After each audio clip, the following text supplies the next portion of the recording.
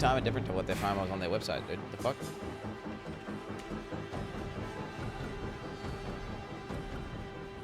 Huh?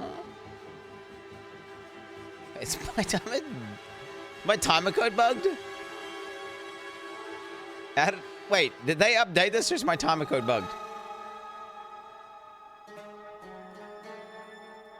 Legit. Wait, what? It's based off system timer. They must have updated that, right? They must have updated that, right? Oh, shit. Patch, yo. Warm through, yo. This is just a picture of, like, the fucking we won go, right? Okay, let me update the timer. Wait, cancel. QB, cancel the timer. Wait 2 seconds. Then set timer for 15 minutes. This is gonna be the wee ones all log guy, right? But you lost because I'm 2 steps ahead. Oh, never mind. Add new support for the upcoming announcement and supporter packs. Alina now offers mass identification of your items in your inventory in your hideout for a reasonable price, of course. What the fuck? Spoiler. Fucking spoiler, bro. Holy. Okay, guys, during that thingamajig.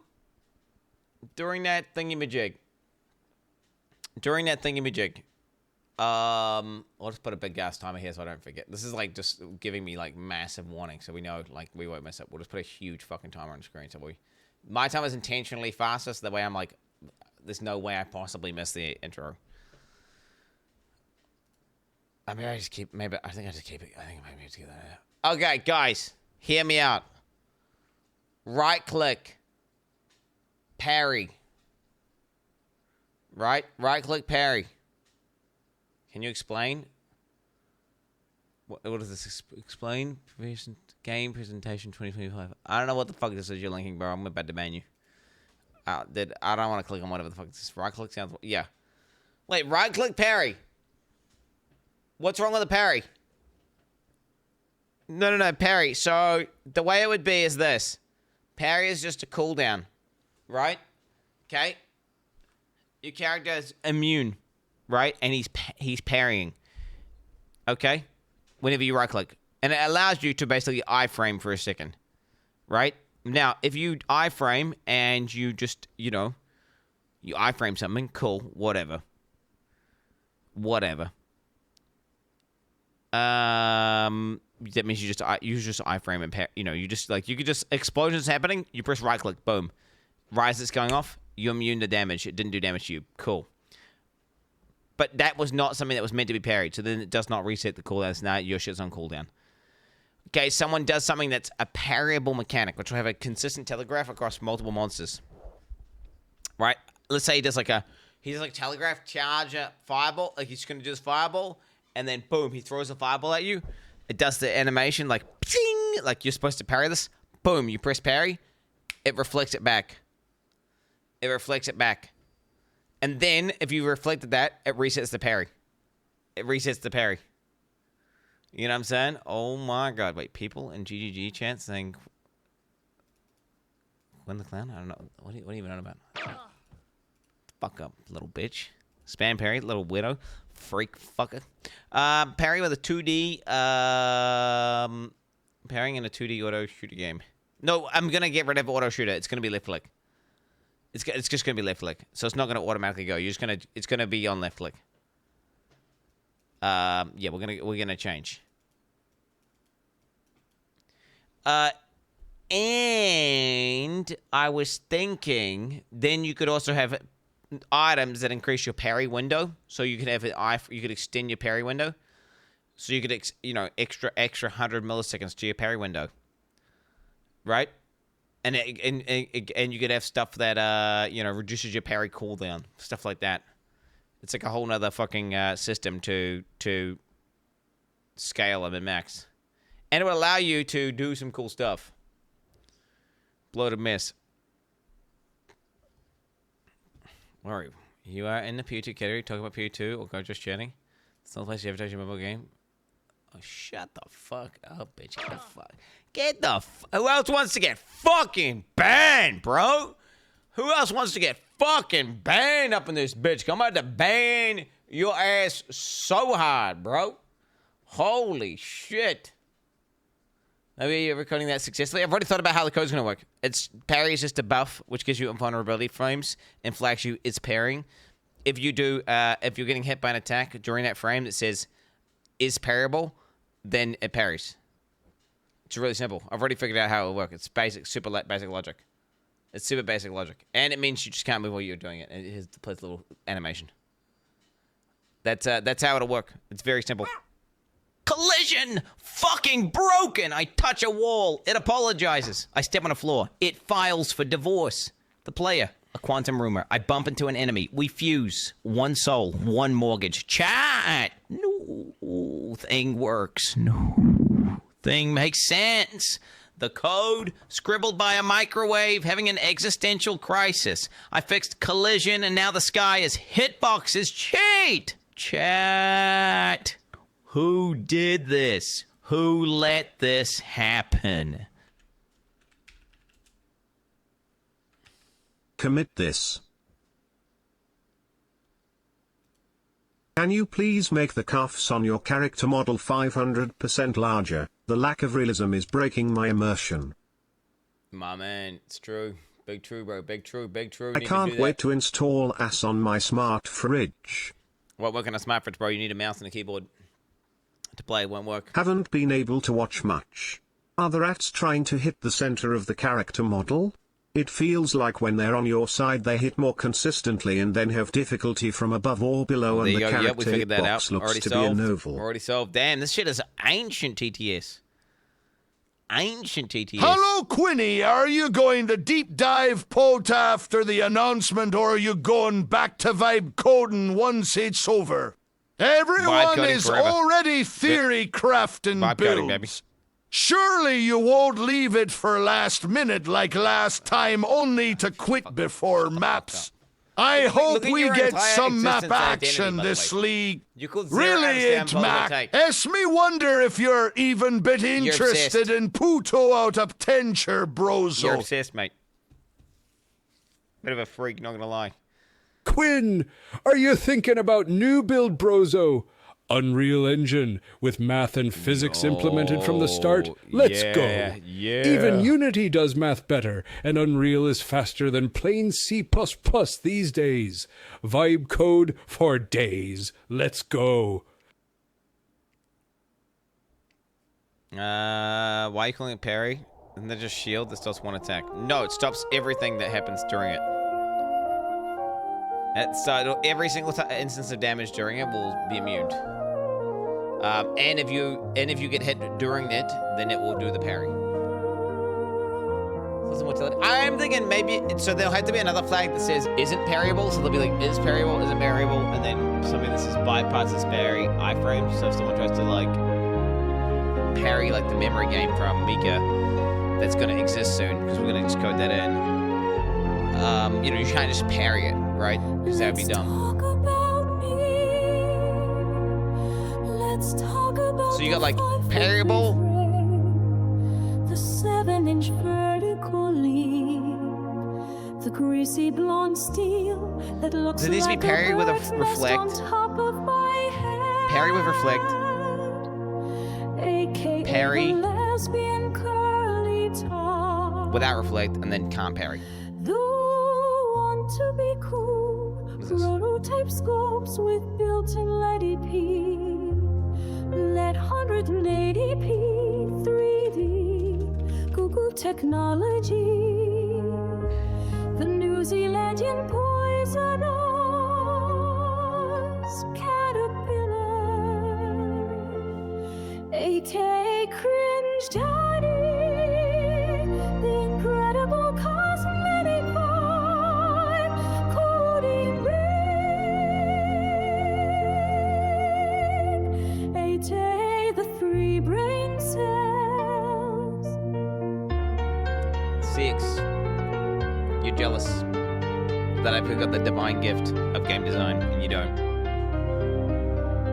I understand that it's okay.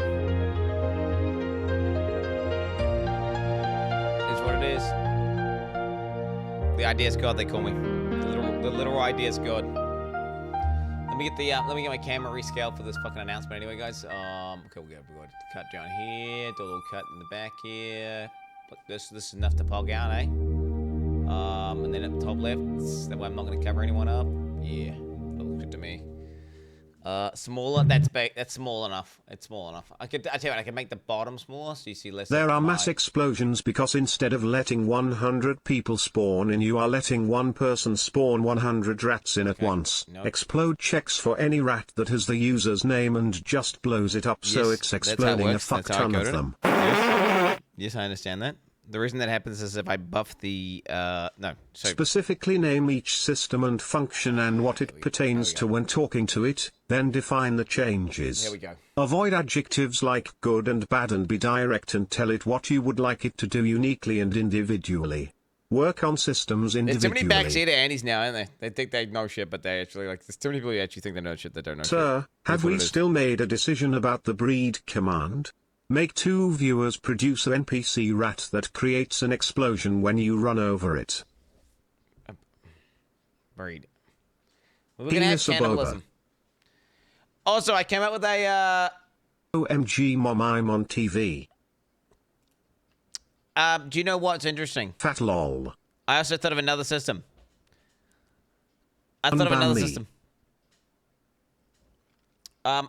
That makes your game look like shit. Oh man. Quan. Oh man. Oh bro. Can't Fat, fucking do scree, this. two, How long does this shit end? How long does this shit etc. end? I'll tell you after. I'll tell you after. Po 2 announcement is so hype. La mid. D4 Okay, wait. Do we have no shit. ads for this? Do we have no? Does anyone know? Any ad kings? No. We've got no ads for this. Hopefully, we've got no ads for the. Make sure we got no ads for the announcement. I don't know if it's possible to. Any? Samizia's already on it. 8 months blasting dudes from behind Quin. The number one. Wait, no. All my mods are equally So good. as like a developer, I could probably make most of these They're all equally games good. in a week. Chat. I ask you, vibe coding is the Samizia's not future. the Chat. These devs are cooked. Like, layoffs can't come soon enough. I like my mods all equally. They've all got different personalities. You know, they all do different stuff. Log in. It is time. We got 4 minutes and 9 seconds. The stream is about to start.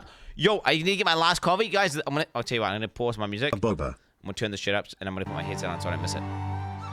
They Ideally, finally we don't added need the mass audio compressor, identify but in we'll Po use on it if I have to. hands up. The Germans absolutely love truck driving sims.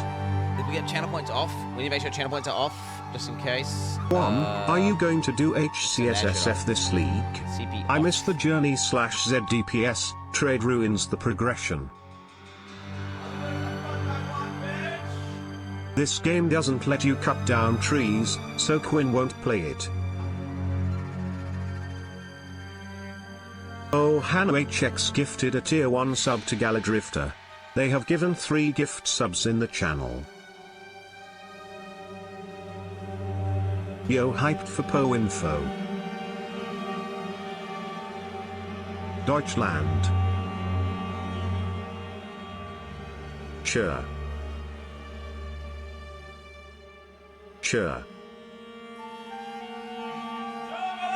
21 months with the absolute coding and gaming gigachad.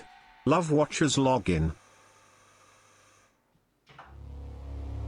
Login 2. Po 2 hype, remember to turn off TTS chair bro.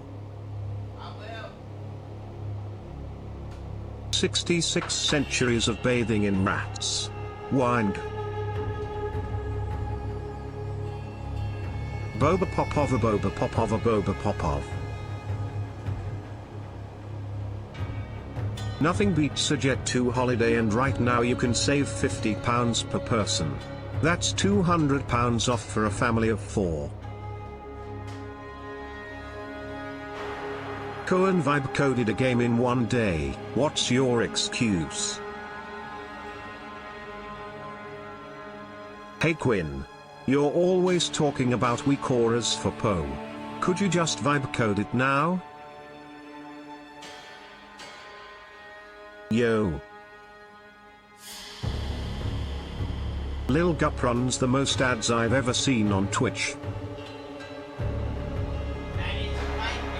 Elias, I love you. Not get it twisted.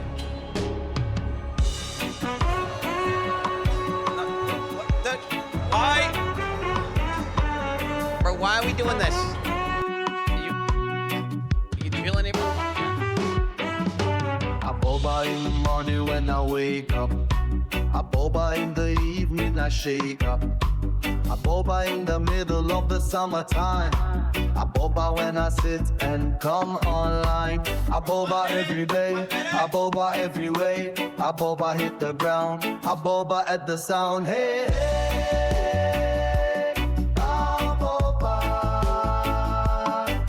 Hey, hey, I boba.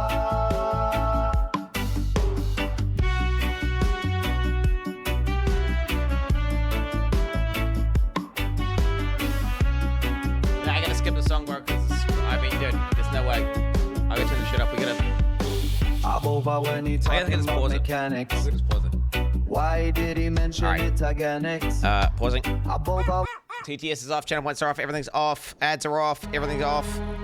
24 seconds. It's go time, boys. It's go time. Let's go. Everything's paused. Everything's paused. Everyone get your bow chants ready. Here we go. I haven't plugged everything, right? Got coffee. Check. I'm ready. Everything's ready. We're good. Huge announcements. Huge announcements. Hi, I'm Jonathan Rogers from Grinding Gear Games, and welcome to GGG Live. Today we're going to show you an exclusive reveal of what's coming next for Path of Exile 2. Twitch drops are enabled on today's live stream, so you'll be able to claim your Sun Priest's Incineration rare finisher effect by following the instructions below. Now with that out of the way, let's get started. It's time to give you a teaser of what's coming in Path of Exile 2, the Third Edict. Okay. Here we go. Parry! I have called you here to save our people. To save our way. Over the ages, we have known pain like no other. But we endured. And we became mighty. Damn. Now, outsiders dishonor our shores. And we have stood by, doing nothing. Hear my voice, ancestors! Show us your strength! Show us the true way! I understand.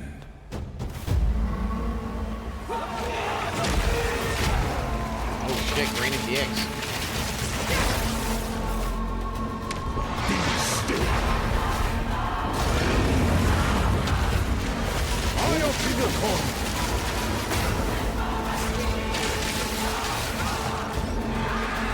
Fuck that boss. Nah, fuck, I hope that written on his stupid ass. Monkey. But for sure getting a whole act here. This looks for sure like an act, right? The true Makura Makoi will rise. It is Act 4. 3 input acts. 35 new areas. 24 new bosses. Watch him overhaul. Oh! Massive skill rework. Oh! What the fuck was that? 25 new game maps. Okay, new items. There's a lot of unique maps. Sprinting? Huh?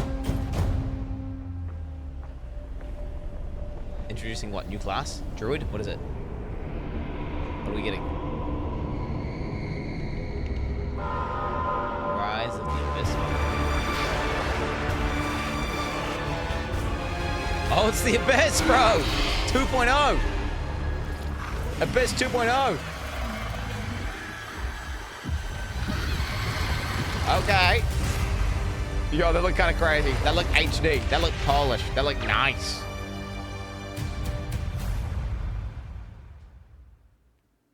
Playing PC because it's 1 p.m. August 29th PDT. Okay.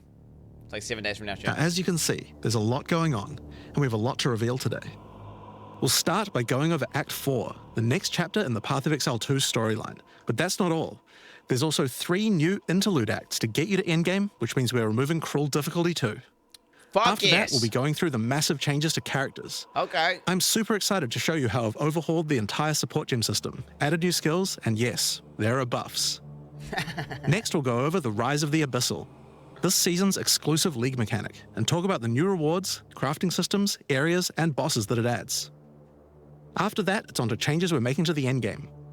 Then it's time to talk about items, crafting, and oh yeah, trade. That's going to be a big one. We'll then go over our new supporter packs and finish up with a live Q&A session where Ziggy D will ask Path of Exile 2's game directors, myself and Mark, your questions from Twitch chat. What? And after that, at 4 p.m. Pacific, hatch notes. They're not quite complete, but they should give you some nice details to chew on. Chris Wilson's pissed. We've got a lot to cover today, Chris Wilson's but mad. first, another announcement. When the third edict launches on the 29th, we'll be having a free weekend for Path of Exile 2. That's right, Path of Exile 2 will be free for the first time without requiring an early access key. The free weekend will end on September the 1st, so you'll have plenty of time to give the game a try. All right, let's get started with Act 4. The story continues from the end of Act 3. Doryani has agreed to help you find an ancient weapon that can be used against corruption, the instrument of the Third Edict. The weapon was broken in ages past, but he believes that the pieces may be found in the Karui Archipelago, the home of the Karui tribes. You will need to journey to Kingsmarch, hire a ship, and set sail. When you open the map, you can choose to sail anywhere you like. Act 4 is completely non-linear. That's and you crazy. can visit the islands in any order you choose. What the fuck? That's crazy. Will you visit the pristine beaches of Whakapanu Island? Whakapanu Island, baby. The Karui whisper of a curse that afflicts all who travel there. Perhaps I it's want related everything. to the weapon you seek. Or maybe you will visit the volcanic shores of the Isle of Quin. The Quin have been more restless recently, mining for sulfite and driven by some dark force. Perhaps you will choose to consult with one of the local Karui tribes. Their ancient wisdom could hold clues to finding the Third Edict. No matter where you choose to go, you will fight dangerous beasts. Bro, it literally looks like New Zealand, by the way. Find fabulous treasures. This is the New Zealand flora. Not that. And battle incredible bosses. A challenger! Come, Fucking Wukong. seize your soul! There are 8 islands to discover, each teeming with its own flora and fauna. Act 4 contains over 100 new monster types, 16 new areas, 12 new bosses, and plenty of other interesting encounters. Oh, titties! There's a huge Titties! I amount saw to her show, nipples! but we're not going to spoil too much here. We want to give you a chance to discover it all for yourself. What happens after Act 4? Well, until now you had to repeat the entire campaign again before you could face the endgame. But after adding Act 4, the game is far too long to make you do that. We needed something else to do in between the end of Act 4 and the endgame. So what else could we do? Add 3 new mini-acts, of course, and we're calling them the Interludes. The Interludes are a set of 3 temporary side stories that will be included in the game until Act 5 is released, that will take you to level 65 where the endgame can begin. Okay. The first Fair enough. interlude sends you on a journey back to Ogham. Renly has been leading the efforts to rebuild Ogham village after the defeat of Count Geonor, but there's a new danger afoot. The nearby town of Holton is surrounded by an impenetrable darkness, and each night their corrupted townfolk emerge to raid the local farmlands. You'll discover new areas You and go new back. bosses. You'll need to find your way through the darkness, Oh, God. uncover the source of corruption, I've seen that mechanic before. Soon you will serve our master. and defeat it. Yes, I shall dance with their corpse. And that's just the first Uber interlude. versions of those story bosses from Act 1. The second interlude will have you return to the Vasteri Desert, where Asala has been given a sacred duty. When the skies align, the gifting of water requires a chosen Sekima to meet with the Selkari, guardians of the Dude. sacred water, but they're nowhere to be found. More quests, my queen. You will need to track down the Selkari, Find those responsible for disrupting the gifting. Fight even more new bosses. Discover the secrets of the ancient ritual. Discover new locations. And ultimately help Ailment carry out her sacred duty. Now for Interlude 3. As Royal Thaumaturge of the Vaal, Doryani had plans within plans to save his people from the cataclysm perpetuated by Atzeri's lust for power. One such plan involved sealing a group of willing Vaal deep in a great mountain vault near the home of the Asmeri, deep enough to survive the cataclysm. Even though thousands of years have passed, he believes that their descendants may still live, and may be key to defeating the beast. The journey up the mountain will be dangerous. New foes stand in your way. And the further up the mountain you venture, the colder it will become. Explore caves of ice and enter the vault itself. Who can say what you will find within? The interludes are 6 to 7 areas each and generally include 4 boss fights as well. When you put that together with Act 4, that adds up to 35 new areas in the campaign and 24 new bosses. This is cool and just doing this whole same thing It's again. worth making clear isn't that the interludes are temporary. When Act 5 and 6 are added, the interludes will be going away. These are side stories after all, but don't worry, the bosses and areas that make up the interlude are all part of the endgame. We're not just going to throw them away. And with that, we don't need cruel difficulty anymore. We do know that it was a pretty big chore to have to play through the campaign multiple times on each character, and this was a huge reason that the campaign could feel like a bit of a slog when playing through again. Slog, there it but is. we do also have another new feature to address that particular concern as well. The slog. So let's talk about sprinting. What? In 030, when you hold down the dodge roll button, your character will go into a sprint after they finish the roll. This is available on all character classes, and there's no limitation on how long you can sprint for. The primary purpose of this feature is to make navigating areas faster when out of combat. Because of that, if you do take a hit while sprinting, you'll fall to the ground. The best idea is to use a skill when you see monsters. That'll break you out of the sprint so you can engage with no danger. If you do need to run away from monsters, just hold spacebar. You won't be vulnerable during the roll, and you're faster while sprinting than basically any monster in the game, allowing you to retreat from combat. Yo, I don't know about this. Your vision, Sprint is a pretty significant change to PoE 2's gameplay. Your vision, bro. What I like most about it is that we can accelerate the pace of the game for those who want that, without having to compromise on PoE 2's more visceral combat systems. Okay, so that's the new extensions to the campaign, but there's a whole giant league to play through as well. I'll leave that to Mark to talk about later. And that's because what I want to talk about now is the new stuff for your characters. And probably one of the biggest new systems here is with the support gems. Now, support gems are one of the most interesting elements to creating a build. They're what enables so many interesting mechanics and different ways to play. Yep. But PoE 2's support gem system has just never been quite right. One of the major issues is the limitation of only having one support gem of each type on your character. We didn't want builds to just become using the same 5 most powerful supports in every skill. Yep, there it is. The problem with this design, though, is that it's actually working against using multiple skills in your build. If you can only use each support gem on one skill, it means that you're encouraged to go all in on that one ability. And we want to encourage you to combo your abilities. Let's see. Something needed to change. So with that in mind, we've removed the restriction of having one of each support gem per character. You can now use as many copies as you like. This should drastically increase the amount of possible builds and increase the amount of skill diversity. A lot of compromises happening here. There are a lot of potential builds that suffered from the previous restriction. For example, a poison build previously couldn't add poison to more than one skill. They couldn't use stacking poison on more than one skill either. This severely limited your ability to combo with anything outside of the specifically designed poison archetype, but now you can. Many utility skills previously couldn't scale to endgame, because the supports that would make them scale I were more remember useful that. to use in other skills. My crossbow character. You would never speed up killing Palm with martial tempo, when you would much rather use it on your primary skill instead. There are more examples like this all over the place. Yep. In addition to that, though, we thought there wasn't enough feeling of progression in the supports as you went through the game.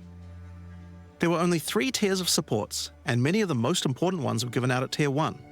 Also, there were no strict upgrades, meaning that upgrading supports when you ran out of sockets required quite a lot of thinking. In order to solve these issues, we now also have multiple levels of many supports as you go through the game. For example, double barrel support gives you an extra bolt, but at the cost of 30% less reload speed. At Tier 2, the penalty gets lowered to 20%. Oh, shit. But then at Tier 3, the support gem gets something new. It now reloads automatically when you heavy stun an enemy. In some cases, the highest tiers might work a little differently, and you'll have to decide if you like the upgrade or not, depending on your build. For example, rapid casting. The first couple of levels gives 15, then 20% increased cast speed. But then at tier 3, it changes to a new approach. For each different spell you cast in the last 8 seconds, you get 10% increased cast speed, which could be a pretty big bonus if you use a lot of different spells. So that's pretty good for upgrades through the campaign, but we wanted to add a little more spice to the endgame for supports too. And that's where our new system, lineage supports, comes in. You can think of these like unique items, but for supports. There are supports that are only available at endgame, but they're much more powerful. Like Ratha's Assault. It's an upgraded version of Double Barrel that reloads your skill as you dodge roll, as well as increasing the number of bolts it can hold. But it does mean that it's the only way you can reload the skill now. Now, unlike regular supports, you can't find these through the uncut support gem. Just like unique items, many of these can be found from specific bosses. Target fumble. And there's a ton in the regular drop pool too. Some of them are fairly rare. I can't read these fast enough. Plus one is so good. Others fairly common. Ooh, wait, Empower? Some of them are build defining. Others are just straight up power upgrades. All in all, there's around 40 lineage supports being added throughout the endgame, so there's a lot of power to find out there. Now, the new support gems are certainly going to open up a lot of builds, but of course we have a huge range of improvements to individual character classes as well. As well as adding new skills, we had a big focus on buffing existing skills so that they can scale well into the endgame. There's a huge amount to cover here, so we're not going to discuss everything. More abilities. We're just going to quick fire through some of the coolest changes. We wanted to make cold a more useful element on the Ranger, so we've expanded the cold tools available. As well as increasing its range, Escape Shot now creates fragments of ice whenever it hits the ground. These fragments explode after a short time, making the skill better for killing groups of enemies. But not only that, we added an ice fragment support that creates more of them when killing frozen enemies. And a new buff skill called Ice-Tipped Arrows that allows all your arrows to create ice fragments. This already gives clear to rangers wanting to use ice, but to take further advantage of the ice fragments, Freezing Salvo has been upgraded to shoot additional cold arrows towards every fragment, giving you a nuke-like ability. We've also modified Snipe to consume frozen from enemies, dealing a huge amount more damage, giving you a nice ice single target option. And something you might notice about this is that the bonus is a lot higher against bosses. This is actually a change you'll see throughout the entire game. Since it's a lot harder to freeze a boss, you should get a bigger reward for it. Yeah, fair enough. Another theme you'll see throughout the game is making movement feel better. Toxic Growth is a skill that was pretty cool, but a bit annoying to use with the jump that it had. Now Toxic Growth is a range skill, so you can spam it more easily. All the ones where and you we've also added a new poison is skill while we were at stupid. it, called Toxic Domain. I'll be honest, they're all It creates a stupid. small area around you that makes all your attacks create toxic growth pustules, but attached to monsters. Another skill that was annoying to use was Electrocuting Arrow. It's now just a regular arrow, making it easier to use. But it also means you can support it with projectile supports. And it now also has Area of Effect, making it a tool for more than just single target, and allowing it to scale into the endgame. We also added a new spirit reservation called Mirage Archer. This is a meta skill that allows you to create shadowy clones of yourself to use a skill of your choice. Of course, one of the other big problems the Ranger had was survivability. Evasion was the weakest of the 3 defenses, and we wanted to change that. Currently, Evasion doesn't evade all types of hits in the game, so you're still vulnerable to things like slams or unblockable attacks. To make Evasion characters more tanky, we're adding a new mechanic called Deflect. Unlike Evasion, Deflect works on everything, and if you successfully deflect a hit, you take 40% less damage. Items can now give you a mod that gives you some amount of deflection based on your evasion. And there's a bunch of it available on the passive tree too.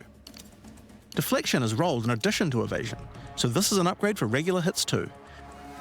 That seems broken. And unlike evasion, there's no maximum chance. You can reach 100% deflect like against spell all hits suppression. if you spec into it enough. But everything. What? Of course, this is a buff that helps all dex characters, so the Mercenary and the Monk, but especially the Huntress, are seeing big defense boosts from this as well. What? Speaking of defensive mechanics, let's talk about block and parry. Now, one of the big concerns on the release of the Huntress was parry feeling unreliable. One of the big reasons for this is there's a lot of hits that are not blockable, and thus not parryable either.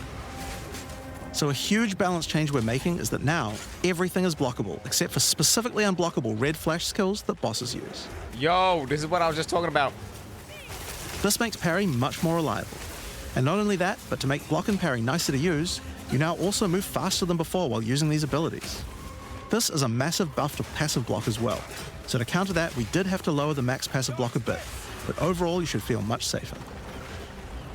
God damn. Fire skills on the warrior were not really cutting the mustard, so we decided we needed to upgrade a bunch of them, but also add some more as well.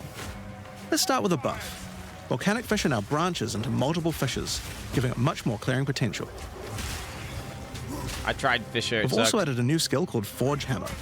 This skill throws a molten hammer that does a slam at a distance. You can recall the hammer back by using the skill again if you like, but the cooler thing to do is to use a Warcry near it. Using a Warcry makes the hammer explode, making a bunch of volcanic fissures around. Volcanic fissures re-trigger when you slam them, so it's a great skill to make a flaming arena to fight a boss. I'll lose all your visual clarity, but fuck it. We also buffed Perfect Strike to have much larger area of effect, They and buffed changed it? Molten Blast to not always force you to move forward.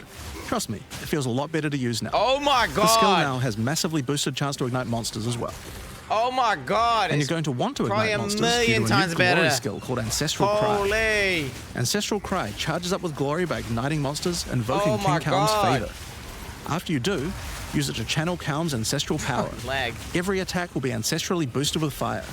Your very steps will explode, triggering volcanic fissures, and molten balls will erupt from your attacks.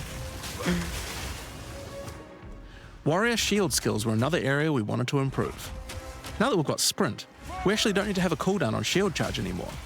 It now also does more damage the further away you are when you use it. Okay. Shield Wall got significantly upgraded AoE. Also, you can shield charge right through it to trigger all the walls. We also added a new shield war cry. Fortifying Cry gives you a defensive buff, but it also builds up charge on your shield that empowers your other shield skills. And Magma Barrier now doesn't require timing in order to use. Just wait for your shield to charge up and block. Seismic Cry now stuns enemies that are primed for stun. And we changed the Sunder interaction with Armor Break. It now also gives a Sundered Armor debuff that makes enemies take 40% extra physical damage. Great for bosses. Ancestral Warrior Totem has undergone some pretty significant changes too. We wanted the skill to feel more like using an ultimate. That summoning an ancestor to fight for you was a big deal. So we've changed this totem to require 3 endurance charges to summon, and massively buffed its damage. It also now scales your weapon damage too. The fuck is Since there's going no on limit there, anymore, bro? if you build around generating endurance charges, you can summon an entire forest of totems. In order to make that easier, we added some new sources of endurance charges. There's now a support to make Perfect Strike generate charges, and a support for generating endurance charges from heavy stuns as well. Okay. Speaking of totems, we wanted to upgrade the Warbringer. Among the other changes we've made to this class, Answered Call now gives an extra totem, and the spirits have just been generally buffed in many ways. Use it with your limitless ancestral warrior forest to make an army of Karui that would make Tukohama proud. We've also merged the They Great fixed that Wolf fucking Howl boss and yet? Warcaller's Bellow support, so that you can get all the benefits with 1 point. Okay, I And like it. Encased in Jade no longer removes the Jade when getting hit, making it a much better defense. That looks cool. Next up, let's talk about accuracy. Accuracy was always intended to be something that warriors didn't need to care about very much so long as they're in close combat. But unfortunately, that's not currently the case. This was particularly annoying with skills like Bone Shatter, which you certainly don't want to mess with. So we significantly buffed your chance to hit at close ranges when you don't have much accuracy. Warriors shouldn't require any accuracy investment in order to hit with close range attacks now. Hey. Okay, melee buffs. We also wanted to improve armor. Now, one of the major weaknesses of armor is the inability to defend against elemental damage. In order to mitigate this, we're adding a lot more of the stat that allows your armor to defend against elemental damage. What It's now available in the items and in a lot more fuck? places on the passive tree. The Juggernaut is becoming passive? What the hell? One of the most important improvements we've made in 030 is Juggernaut to is- declunk the action and flow of shooting crossbows. You can now reload crossbows without any movement penalty. But not only that, all skills that can be used while moving now slow you for a shorter amount of time. This change benefits everyone, not just crossbow skills. With both of these changes put together, the run and gun playstyle feels much better. Bro, they're turning this shit into PoE1, bro. It's hard to explain how important this change is for the feel of the class. This shit is The turning Mercenary is into also a PoE1 good so chance to fast. talk about how we're rebalancing to make comboing skills much better. Take Shock, for example. It buffs damage and lasts 4 seconds right now, but that isn't really giving you enough time to take advantage of it. If you're going to add a lightning skill into a build that otherwise wouldn't use one, we need to make mechanics like this much better. So we've increased shock duration on monsters to last 8 seconds.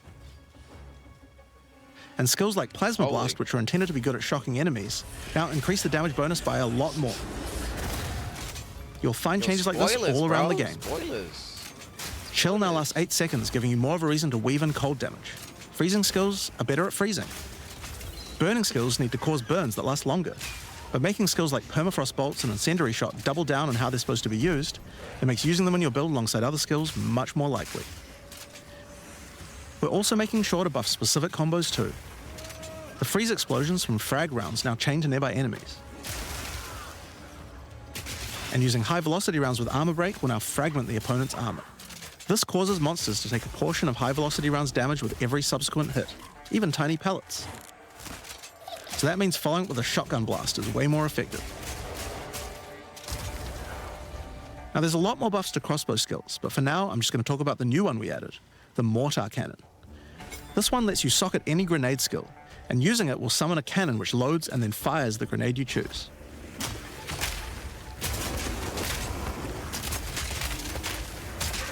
Another issue on the Mercenary were banners.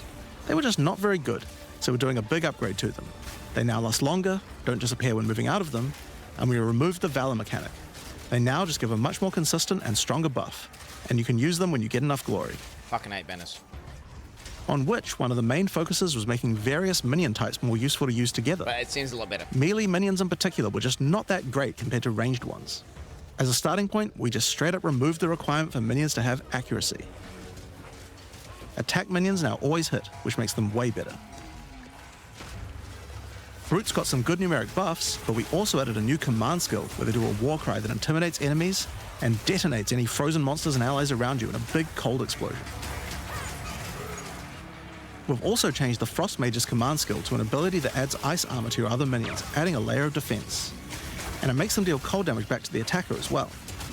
The ice armor also makes the minion count as frozen, so the Brute's war cry can detonate them too. Unearth was changed to work on corpses of your dead skeletons, allowing you to summon the minions more easily in boss fights. And they also got a new jump ability, allowing them to get into combat faster. Ray's Spectre was also feeling pretty weak for the spirit cost they have. To be honest, we were a little afraid of these when we first balanced them. We've both decreased the spirit cost for a large range of monsters, and have significantly increased Spectre damage too. They should feel a lot more impactful. They're gonna be broken. Want it now? There's also a lot of new spellcaster weapons with newer cult skills, but I'll just talk about one of them that I thought was particularly cool. The Reaping Staff is actually a wicked scythe that gives you a new ability called Reap. When an enemy is low in life, you can dash forward and rake enemies with the scythe to cull them instantly, healing you. It can also inflict critical weakness on enemies too. Now, there's a lot of balance changes in the Witcher's Ascendancy classes, but I'll just talk about 2 of them for now. On the Blood Mage, you were previously required to spend your first points on Sangromancy, which really was supposed to be the downside for being able to access the powerful abilities on the rest of the class. Yeah. In order to make picking the Blood Mage a better early option, we made Sangromancy free, unlocking the power of the rest of the class immediately. God damn! That's like my favorite class! The Demon Form wasn't something people were really using because you lost your weapon stats while transformed. Well, you no longer do, so it's a much better option now. On the Monk, the wind skills needed a big upgrade for sure. Staggering Palm can now stack up its duration if you use the skill multiple times in a row, so you can keep the effect of all your skills throwing up wind much more easily. Wind Blast had the purpose of building up to dazing an enemy, but dazing just wasn't worth all that effort. Now it just dazes on hit, meaning a single Wind Blast will make all your skills stun enemies more easily. God damn. Following up with Vaulting Impact on a dazed enemy previously did a bunch of stun. Now it allows you to break your enemy's stance. When their stance is broken, following up with a fast attack will do way more damage. Combo. A cool build that certain people always enjoyed in PoE 1 was hand-to-hand combat, but until now we just didn't have a real way to make it viable. Unarmed? Well, that changes Hollow now. palm! The monk, as a true martial artist, now has the ability to learn the hollow palm technique, a keystone that lets you use all quarterstaff skills while unarmed. All quarterstaff attacks now have a special unarmed version, and you get further bonuses to all your attacks from stacking energy shield and evasion on your character. Fucking hell, that's kind of cool. Looks pretty fucking sick. A new keystone we also added to the monk section of the tree is Walker of the Wilds. This changes mana leech to work with elemental damage instead of physical, which is pretty useful for all those elemental attacks the monk has, but it works well for the ranger too. Now, one of the least used Ascendancy classes in the game is the Acolyte of Chayula, so we knew we needed to make some changes here. One of the key things we had to do was make the chaos damage that the Acolyte can do much more useful. So we've added a new skill, allowing chaos damage to ignite, shock, chill, and freeze, embracing the elemental prowess of the monk in a truly chaotic fashion. In addition, he can make all of his chaos damage leech. And we've buffed Into the Breach and Embrace the Darkness by moving the effects of the 4-point nodes into the base skills. He also gains a new notable, Grasp of the Void, which leaves void illusions behind you as you dodge roll. If they're killed, they do massive explosions of darkness, dealing damage to everything in sight. Now let's talk about sorceress skills. It's kind of decent. One of the things we wanted to improve in the sword is the ability to use multiple elements together more effectively. Now, this might seem small, but one of the things pushing you towards using a single element is debuffs like elemental curses, which lower resistances of a single element. In order to fix that, we're making quite a lot of game-wide changes to these kinds of mechanics to broaden what they apply to. So for example, there's no longer 3 curses for fire, ice, and lightning. Instead, there's just a single curse that buffs all 3 at the same time. And things like Frostbomb, which gave you cold exposure, now give elemental exposure. What? You can use it to buff any of your other skills. We really want this. Is good. We also wanted to make switching between different weapon sets smoother, so you can use different elemental staves more effectively. To do that, we've removed the weapon switch time, and now happens instantly. This applies game-wide too. Now, we didn't just want to stop there. Fucking hell. We wanted to add some specific mechanics that work between different elements, and that's where elemental infusions come in. Certain skills can now drop elemental infusions. For example, when a frostbomb explodes, it leaves behind a cold infusion on the ground. After picking it up, you can spend it on one of any number of different skills to transform how they work. Spark will create a nova of cold-infused projectiles. Ice Nova will leave a chilled area on the ground. Okay. And we also added a new low-level skill that fires ice shards. Use it with cold infusion though, and the ice shards will explode. Orb of Storms now generates lightning infusions when you cast enough spells near it. And that's all spells, by the way, not just lightning. Once you have one, you could cast a lightning flame wall, which adds both fire and lightning damage to all the projectiles that pass through it. Or power up Ember Fusillade with lightning, which will generate arcs to nearby enemies as each fireball hits. What? Or maybe go lightning on lightning with arc. This skill is now a projectile, and by infusing it, you can go full Palpatine. Get fire infusions by blowing up monsters with living bomb. Then use them with Comet to summon a giant fire meteor from the sky. But you want to use the ability. Or use it with Firestorm, which transforms it from a small area into a much bigger one. Firestorm is unique in that it can be infused by multiple different elements at the same time. Add an ice infusion to rain down ice at the same time as the fire. Arc to be a projectile. And add lightning to add deadly strikes from the heavens into the mix. Or use it with all 3 to generate a storm that is truly apocalyptic. God damn! Cold Snap has been simply turned into Snap. Previously, you could use it to shatter ice, but now it works to detonate all of the different elemental ailments and makes them leave behind infusions. And just like how you could previously use it on Frostbolt, you can now also use it on Orb of Storms and Solar Orb to detonate those as well, which means you can create many infusions at once. We also have a Spirit Reservation skill and a support gem to help generate them too. On the passive tree, we've added quite a few new keystones to the sorceress section. Here are a couple of examples. The Black Flame Covenant keystone converts your fire spells to chaos and causes your ignites to deal chaos damage. Your fire spells and ignites will also turn purple. Cool. The Ritual Cadence keystone causes your invocation skills to trigger more times. It makes them trigger periodically over a longer duration instead of one. Great for those auto-bomber builds. Now, in addition to skill changes, we've added a lot more options for the passive tree for each class. Overall, there are more than 100 new notables on the tree, usually around 20 per class, along with smaller clusters as well. Check out the old version, and here's the new version. It's a lot more dense, and there's more interesting nodes than before. Yeah. Now, we probably can't go through too many of these in the live stream, so I'll just show you one from each class's area of the tree. We tried to be a lot more thematic with the new nodes. So for example, the Molten One's Gift. What defense It lets the benefit of armor break apply to your fire damage. Or how about Last Stand, which gives you lots of stats as your situation becomes more and more desperate. Okay. A lot of these have themes aligning with Ascendancy classes. Like for the Gemling Legionnaire, for example. You have crystallized immunities, which makes you immune to different status ailments, depending on which support gem color you have socketed the most. It's kind of cool. Another Ascendancy class aligned notable is Sanguimatic Rituals. It allows arcane surges to generate life instead of mana, unlocking that support gem to be used with the Blood Mage Ascendancy. In the Sorc area, you'll find these Archon nodes that allow you to convert all of your elemental damage to a specific element. You become a Lightning Archon when you spend enough mana, after which all your skills will be converted to lightning, and you will do extra lightning damage as well. We have ones for cold and fire too, with Kind of like different triggers. D3 vibes from this, bro, gonna be honest. Here's another cool one. Elemental Practitioner gives crit bonuses if you've triggered a skill recently, while also making crits generate more energy for triggers. Or maybe you'd like the Great Boar. It gives you a reason to stack dexterity to make you tougher, giving a bonus to life and stun threshold.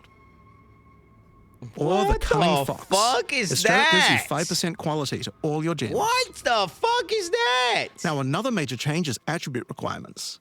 We felt like players probably had a few too many nodes and attributes and not enough in interesting passives.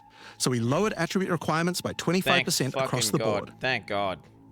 That means you'll have more points to spend on interesting notables rather than just needing What to weapon allocate types? more strength, dex, and int. Well, ba- Now, there are way more changes than just these. These are just some of the cooler ones we wanted to show off. But I'd say that's just about enough for now. We're not even half done yet. So I think it's time that we talk about the League, the rise of the Abyssal. And to do that, I'd like to hand things over to Mark. As you just saw, even though there are major changes to the campaign for this update, we want to make sure that every time you come back for an expansion, In-game. each area feels different with something extra going on. It is really important to make sure your experience when returning between expansions is fresh and filled with new content. And the way we did this was through leagues. Every expansion we make has a league, which not only has a fresh economy, but also has new content What are exclusively these? available in that league. What? So, let's delve into the details of what Path of Exile 2's first official league is bringing to the table. The Abyssal are a race that have mastery of forbidden magics and necromancy.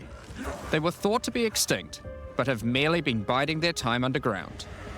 You first encounter signs of the Abyssal in Clairfell, where you discover that during the night, weaker members of the Undead Legion have been attacking the encampment.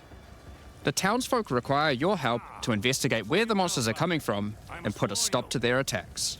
Out there, ancient creatures, lurking beneath the surface. As you proceed through Rayclast, you'll find fissures in the earth connected to larger pits. The monsters normally inhabiting the area are being affected by it, harmed by it even, having their souls eaten to strengthen the Abyssal underground. As you defeat the monsters, the fissure closes and Abyssal emerge, angered by you killing their food. Once all those fissures have been sealed, the pit activates, and more Abyssal pour out. This is where the larger and more dangerous monsters reveal themselves, as hordes of Abyssal spew out from the pit to take your soul. If you kill a magic pack, then magic Abyssal arise. If you kill a rare, then a rare monster will emerge from the pit, having absorbed some or all of its modifiers for itself. Oh, God. This means the monsters emerging will generally be more difficult and more rewarding, as each modifier gives better rewards. Oh, God. This sounds fucking not good back. If you are able to kill them all, the pit will seal shut. As each pit is closed, it reveals a potential reward. Abyssal troves will rise up out of the pits, allowing you to get some epic loot. Areas often contain many pits, that with rib? many fissures, and the amount goes up as you progress through the game, getting more intense. It doesn't stop there. When monster mods are absorbed, they have a chance to become infused with the Dark Necromancy, transforming them into Abyssal modifiers. For example, you defeat this monster with the Mana Siphoner modifier. Their soul is eaten by the pit, and a rare monster emerges. The Mana Siphoner modifier has transformed into Soul Siphoner, and is now amplified in danger and reward. Huh? Abyssal pits also interact with other monsters and mechanics. If you defeat a rogue exile that's near one, it'll be revived as a Lichborn that has multiple Abyssal modifiers. Lichborn exiles even have their own unique jewel they can drop, if you are lucky enough to encounter and kill them. If an Abyss spawns near a boss, killing it will summon a gigantic Giga Larvae creature. What? Giga Larvae? Monsters imprisoned in essences near Abyssal pits are affected by the Abyss too. They will come with an additional new essence item that can be used to craft your items. So, that's your bread and butter of the Abyssal League. Kill surface-dwelling monsters, kill the emerging Abyssal, close the fissures, overcome pit encounters, and reap the rewards. There's a lot more to this league, however. As you complete Abysses, you can find ancient pieces of bone, preserved from the remains of fallen Lichborn. These are one of the many rewards for your mission to seal the pits. You can use this on a rare item to imbue it with Abyssal magic, adding a special hidden modifier to your item. Huh? But how do you reveal it? In Act 2 of the campaign, you'll encounter a new area. This area is overrun by the Abyssal and the Lost Men. After clearing through this area, you'll find the Well of Souls, a giant cavity with a massive vortex of souls swirling beneath you. Looks sick. So how do you reveal the mods on your Abyssal-infused items? Obviously, just throw them in, right? Yes, that's exactly what you do. Before throwing it in, you are given the option of how you want to transform it, in the form of a choice of 3 different modifiers. Once you've chosen your desired mod, throw it in, where it will absorb the power of the souls, and the ominous creature will then retrieve it for you.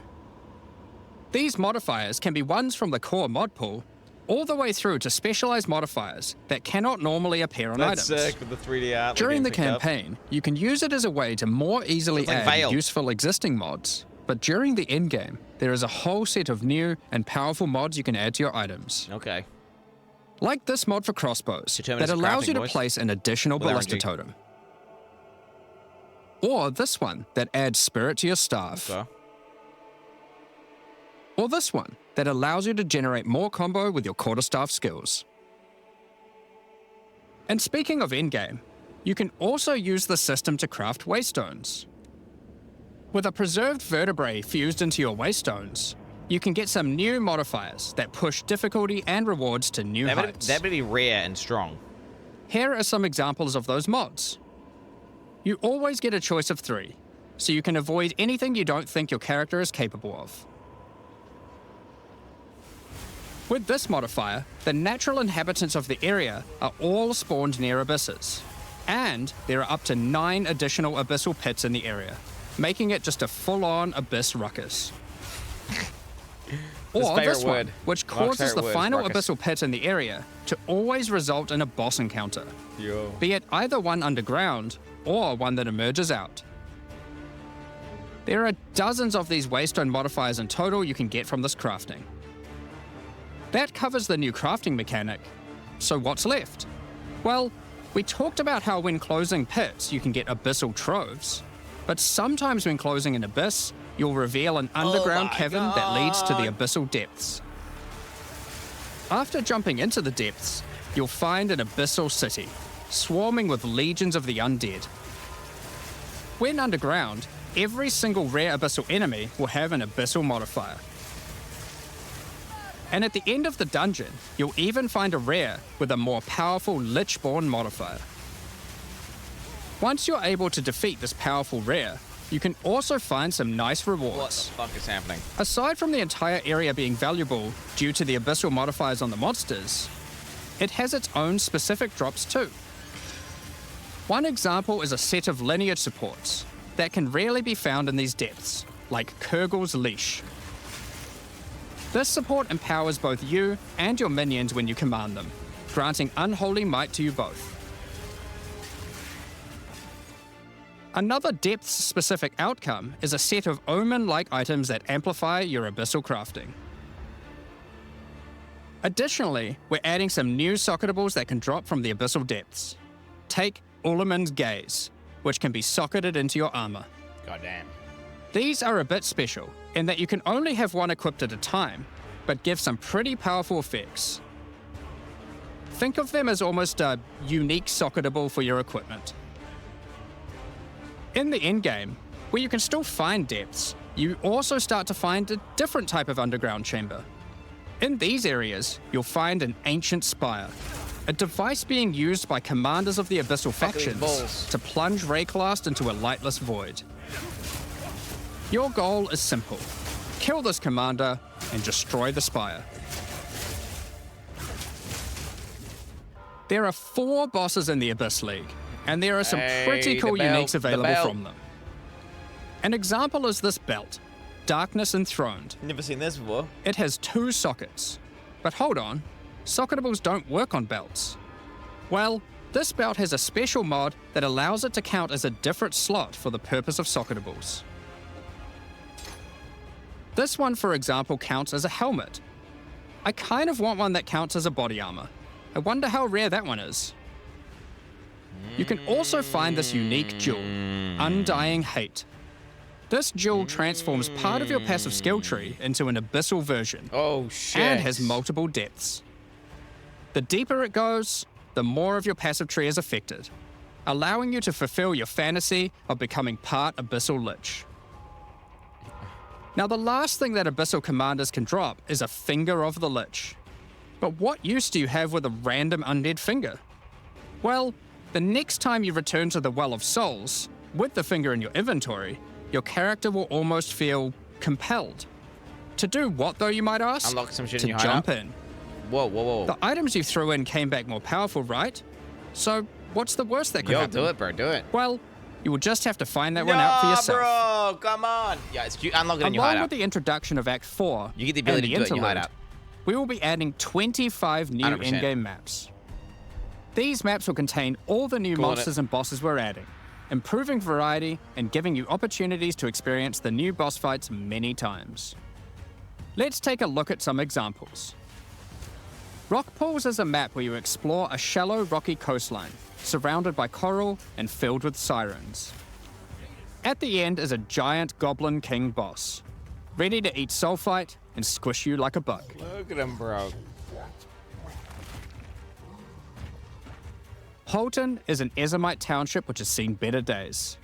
Explore and clear the township to find a gothic, Reaper-like boss, with the ability to manipulate storms and fry you with both lightning and wither you with chaos. But she got new moves. Given some of the new bosses added are a bit more epic, such as the Act boss and final bosses of each interlude part, it would be a bit of a waste to just use them as regular map bosses. Yo, new in-game bosses? Static. Instead, we'll be adding some new mechanics to the Atlas that use them.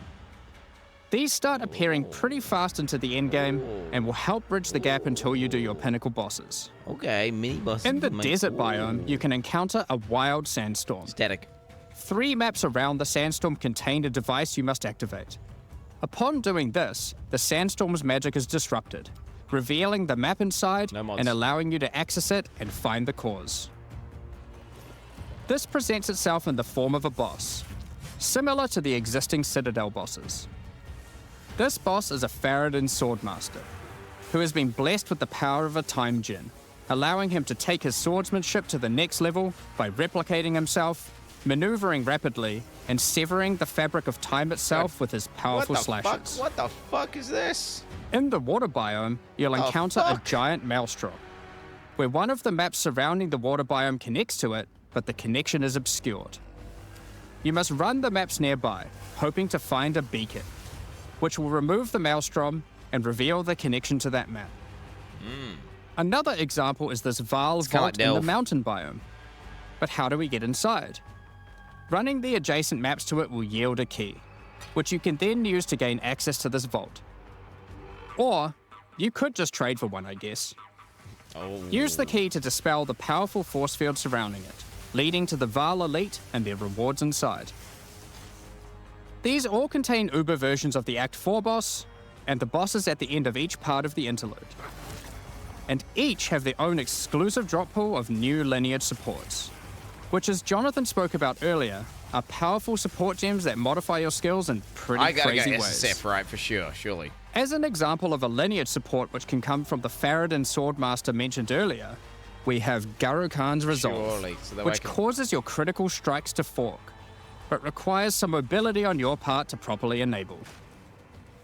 From the boss sealed in the Vaal Vault, we have Paquate's Pact, which supports your war cries, causing them to inflict massive amounts of corrupted blood at the cost of your own life. Additionally, some maps can now spawn summoning circles, a room resembling an Ezomite henge. Activating this henge will spawn bosses. It's as simple as that. We'll also be making changes to how affixes and waystones work. As the current prefixes equals good, suffixes equals bad, iteration isn't quite hitting the mark. We tried something new here in Path of Exile 2, but after seeing the feedback, we decided we actually liked what we had in Path of Exile 1 more. Like Path of Exile 1, each affix will now be both difficult and rewarding. Waystone mods now grant an increase to the number of waystones dropped, and an additional specific upside attached to it. This means as you roll your map, they will continue to get more difficult and more rewarding, and allow you to customize the difficulty and rewards of your maps better. God damn it. For example, the Frostbitten mod, which causes enemies to deal cold damage, also increases the rarity of items dropped as its upside. Whereas the Of Venom suffix modifier, which causes enemies to poison on hit, has the upside of granting increased pack size. Some maps will end up having a lot of rarity, some a lot of pack size, and others will just have a mixture of everything. Due to now having more modifiers granting difficulty, we will of course be reducing the difficulty per modifier to account for this. I like that. So, that's your Atlas, maps, and waystones. But what about Breach, Ritual, Pinnacle content, and others of the sort? We're making some changes around this too. The first change is that you'll now be able to invest 2 points into your specific League Atlas trees before having to run the Pinnacle content. There will be a specific objective for each type of content which grants you those points. For example, in the case of Delirium, it's simple. You just need to find and kill one of the bosses in a map, Omniophobia or Kosis. The rest of the points for each content come from the Pinnacle content, but we're making some changes to accessibility here too. Currently, access to most Pinnacle content requires the same key at the easiest and most difficult version of the content. This creates a negative feeling where at lower difficulties, instead of wanting to run the content, you're often better off just selling it to someone who can run it at maximum difficulty. Yeah. To address this, each content will now drop splinters, which will not form into singular items. Instead of using the singular combined item in the Realm Gate, you can now just bring your splinters.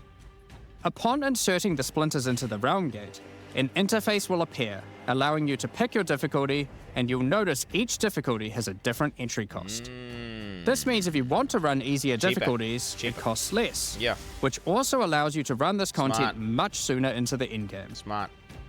Because these encounters now just require splinters, their corresponding Atlas tree no longer affects the difficulty of them, and has been changed to purely affect the content and maps on the Atlas. I like that. The Arbiter of Ash works a bit differently. Instead of requiring splinters, he still needs crisis fragments. We now have only 2 difficulties of the Arbiter. The first, requiring the existing fragments obtained from citadels. The second, Uber Arbiter, requires calamity fragments. These come from citadel bosses also, but only once you've allocated the maximum number of points in your boss Atlas tree, ensuring those citadels are at their highest difficulty level. Since we're talking about Pinnacle content, we also felt that the leveling curve in the late game was a bit too steep. We've smoothed this out a bit so that it's easier to get to the mid-90s. We've also added some new in-game unique items. Let's take a look at a couple. Thunderfist is a pair of gloves that grants Crackling Palm, a skill which empowers your unarmed attacks, granting the ability to call down the storms themselves on enemies you hit. Put simply, literally every monster you hit with your unarmed skills will be struck by powerful Fucking lightning. D3 as fuck, boy. This is D3 as Pair fuck. this with the aforementioned hollow palm technique to embrace your true unarmed prowess in combat. Another unique we're adding is Hinekura's Sight. Equip this amulet to be granted the power of the Mother of Death herself.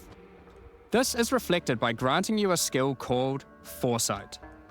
While you have Foresight, your dodge roll no longer avoids hits. But instead, being hit while dodge rolling restores you to full life and makes you unable to die for a brief period of time.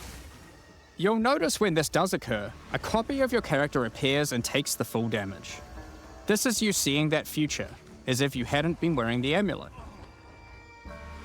Ultimately, I'm kinda your confused. in-game I'm a little bit experience should be confused. more streamlined. Wait, what? With So new content it's to iPhone- find, what? you'll be able to invest in your Atlas trees sooner, engage with pinnacle content faster, have less FOMO running said pinnacle content, reach higher levels easier, and do all of that while finding many new chase endgame items. Talking about finding items is one thing, but what about crafting them? We've taken a step back and looked at some of our crafting systems to make some notable improvements. Okay. Let's start with essences, which suffered from an issue where the regular essences were effectively useless and didn't give players the tools or excitement that a crafting system should provide. Yeah, they were ass. To alleviate these concerns, essences are being changed in a few ways. Firstly, they're being changed to function like regals and add specific modifiers with specific values, meaning you know exactly what you're going to get. We found that players were often bottlenecked by regal orbs when crafting in the campaign, so this helps to fill that gap, allowing you to better upgrade your items. For example, this Lesser Essence of Flames, which will be able to add a flat amount of fire damage to your magic martial weapons. Secondly, we're adding many more tiers. That Lesser Essence of Flames, for example, has a regular variant and a greater variant too, adding even more fire damage with each upgrade. They can The do this. intention of this is so that when you find one early on, you don't worry about holding on to it till later to use on a higher level item. You should feel free to use them as they come to get powerful upgrades during the campaign. Yeah. Lastly, our highest tier of essences, now called Perfect Essences, will function like a Chaos Orb instead of a Regal. Perfect. Okay. So it will replace one of the modifiers on your rare items with the specified mod, such as this Perfect Essence of Flames. You'll notice this one doesn't just add flat fire damage like the ones before it. The Perfect Essences often give something a bit different, with some opportunities to be pretty damn powerful. Okay. There are many Big, different big gambles. essences, Big, each big with gambles. many tiers, covering many of the more core modifiers you'd want on items early on, through to chase Dude, he's looking specialized tight. What ones the for fuck? in-game. Speaking of in-game, we really wanted to expand our crafting options for late in-game crafting projects. You might have noticed that at in-game, you get way too many transmutes. Wouldn't it be nice if some of those didn't drop, but instead you got something a little more powerful? Yeah. At higher levels, you can now find Greater Orb of Transmutation and Perfect Orb of Transmutation. These can be used on normal items to upgrade them to magic, ensuring that the modifier generated is of a minimum level. This is similar to how you find higher tier items on the ground, but for crafting. These higher tiers will also exist for Orb of Augmentation, Regal Orb, Exalted Orb, and Chaos Orb. What the fuck? Meaning you can get all of shit. the orbs required to take your item from normal rarity to a fully completed rare with guaranteed high tier mods. God damn. Still On top of random these mods, new though. core crafting currencies, we wanted to make sure there are powerful crafting bases to use them on. Now in endgame, you can start to find exceptional items.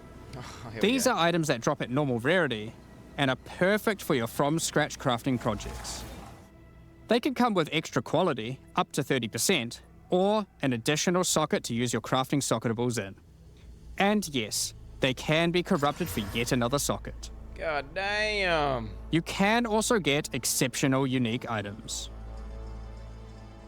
To add even further to your crafting arsenal, we've added a whole suite of Trade new omens to cooks, ritual man. content, Dropping. and removed some of the more unimpactful ones that weren't being used. Some of the new omens include the Omen of the Ancients, which will cause your next Orb of Chance to not destroy the item, but generate a random unique of the same class. Or the Omen of Sanctification, which is my new favorite. This will cause your next Divine Orb used on a rare item to reroll the values of its modifiers, allowing it to exceed the normal minimum and maximum values, raising the ceiling on the new most powerful rare items in the game. How rare is that? This omen will also cause your item to become sanctified. Power creep. Sanctified items cannot be crafted, 220! just like corrupted ones, so consider carefully when you use this. It's Another a is choice. the Omen of Chaotic Monsters, which will cause your next Chaos Orb to reroll all modifiers on a Waystone, allowing you to fix your maps if you get some modifiers that are not feasible for your build. Besides these examples, there is a huge variety of new omens for you to discover in your ritual encounters. PoE1? With the release of Act 4, notably taking place in the Karori Archipelago, you'll be able to now find a new currency item, Henikora's Lock. Henikora, the Karori goddess of death, has the power of foresight, and is able to see many futures, including the outcome of your next craft. Wait, so, they might make it common, imbuing her right? lock onto an item gives you that same power too. For example, you'll know whether or not to use an Exalted Orb on your item, as you will know exactly what the outcome is. So, with all these new crafting improvements, it's safe to say you're going to be making some epic items, and not necessarily just ones for yourself. So given that, it's time to talk about a massive one. Holy Trade. shit. It's finally here. The moment we've all been waiting for. Can't undo this, bro, once you do it. Fully asynchronous trade. Over the years, the way players trade with each other in Path of Exile 1 has morphed from using the forums, through to the in-game chat, all the way through to using the website. These systems, in all their iterations, work for a while, but with each iteration, new problems eventually reveal themselves.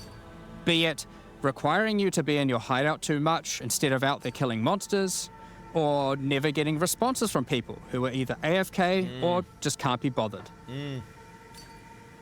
In order to finally solve this, and this has been a long time coming, we're adding a new system that allows you to buy items from other players without requiring the seller to be present. So you have They to go can to the hideout continue still? farming, killing monsters, AFK as they please, and can even be offline. With the introduction of King's March in Act 4, you will encounter Ange, assistant to Rog in the Meridian Free Traders Company. Okay. Over the last 2 decades or so, since Path of Exile 1's storyline, Faustus has handed down his knowledge and expertise to Ange, and she is now ready to take over his business. Oh, shit. If you have a hideout unlocked already, you can immediately invite her there. Damn. If you don't Straight have a away. hideout yet, you will need to acquire one. You can do this by completing a quest to defeat one of the bosses inhabiting an island in Act 4, allowing you then to take a slice of it for yourself, making it your new home and base of operations. Once invited to your hideout, she will now serve as operating your currency exchange, but also serve as the figurehead in your new trading It's like empire. fly for fun, bro. So, how does this new system work? In the existing trade system, you would list items for sale in premium stash tabs. And then when someone wanted one, you'd have to take it out for yourself and trade it to I them. hope they have to go to your hideout still. Come on. Make them go to your hideout still. Come on. Now, instead of using those, you can give your items to Ange so she can sell them for you. Each item must have a price set. The prices are set using in-game currency items, such as Exalted Orbs or Chaos Orbs. Make them come to the shop. Once a price is set, other players will be able to find the item by searching for it on the trade website. Secure item. Once a desired item has been found, you can hit a button, What? which will instantly teleport your character in-game to their hideout. Then, you can immediately purchase the item. That's cool. And while there, if you want, browse their other goods, in Dad, case that's- there's a good deal that's someone else cool. hasn't yet discovered. That's cool. You'll notice that as a buyer, on top of the currency the seller set for the price, it also costs gold to purchase an item, as Ange has yeah. bills to pay after So you all. can't just spam every item you As ever a loot seller, up. you'll immediately sense. receive a notification when an item of yours is sold, and can also see an effect above Ange in your hideout when she has unclaimed Oh, maybe I'm going currency. trade league this time round. Just go talk to her, Claim your currency. Oh my god, I and don't have to have continue whispers playing on. at your leisure. Oh, it's so good. I can play trade without getting spammed by like that As weird many freak people guy. already acquired premium stash tabs for the purpose of the trade system, we wanted to add a way for you to convert your existing tabs to merchants tabs, if you want. You can do that here, on the website, but only if you purchase those tabs before the release of the third edict. To clarify, the existing trade system will remain fully intact, so your premium stash tabs will not lose any of their functionality. We just figured people might want to switch over to this new system. We expect a lot of feedback around this new system and are looking forward to trying it out with you. Can you? As we are set a not able to timer? test internally with an entire thriving economy, there will certainly be some kinks to work out. Based on how the system goes, we will be adding it to Path of Exile 1 when ready, so any of the tabs you purchase will also be usable there later. Okay. Next up, we're going to be talking about our new supporter packs. Today, we're launching 2 new series of supporter packs, the Justice and Trathan Executioner packs. Each tier contains the pack's full face value in points, alongside several exclusive microtransactions. As always, the microtransactions in these packs are purely cosmetic and do not affect your character's power or progression in any way. The Justice series of supporter packs contains 6 exclusive microtransactions. Claim glory after defeating enemies, or inspire your allies by calling down the Banner of Justice portal. The Sphinx Mystic Hideout decoration will identify items for you, displaying them as it does so. This ancient creature has been presented with many items over the eons, so has some strong expressions to make on the quality of your wares. Become a true warrior, worthy of delivering the justice of the eternal gods, with the Apostle of Justice armor set. Hey, looks pretty cool. This armor set also comes with a matching back attachment containing a set of scales to measure your worth. Jeez Louise. With the Apostle of Justice finisher effect equipped, the Goddess of Justice herself will appear to decide on a verdict for slain unique enemies. Witness as she decides the fate of your slain foes. Will they ascend to be amongst the gods or be banished to the underworld? The Griffin fledgling pet will be your courageous companion as you journey throughout Rayclast. Okay. Take your place in the skies in the Plateau of the Gods hideout. This hideout comes with many different sections for setting up your home or base of operations. Oh yeah, I'm going there.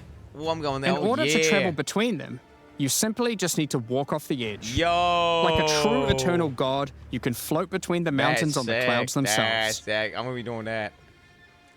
The Trathan Executioner pack series also contains 6 exclusive microtransactions.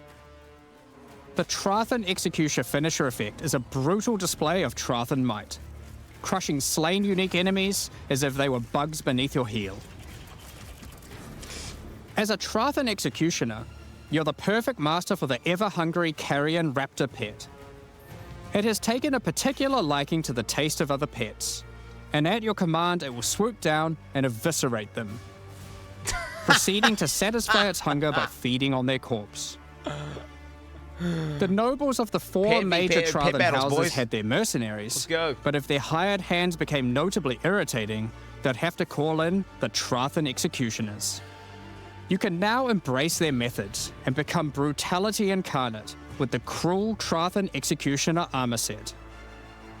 The matching Cruel Trathan Executioner cloak will annoying. shroud you in scarlet as you crush the skulls of your enemies and leave a trail of blood behind you as you build up a kill Why would you streak. want blood everywhere? Or use the alternate variant to simply put a skeleton on your back. Nah. Be bathed in blood as you mutilate monsters with the Cruel Trathan Executioner character effect. The swirling blood increases in volume as your spree of slaughter continues. Both this effect and the cloak use the same kill streak for tracking how much blood is shown. After a long and tiring day of executions, enjoy a relaxing game of dice with the Goblin Gambler's Hideout decoration. They'll definitely be playing fair, right? The Pulverizer map device brings a horrid efficiency to punishing the damned of Trathis. Each map you open will execute the next victims. This map device in its true ruthlessness tracks the total number of monsters killed, your kills per second, and your largest kill streak up to the point of the map being completed. This is then displayed on a leaderboard, so you can take a measure of you and your friends' violence at the end of each map. What?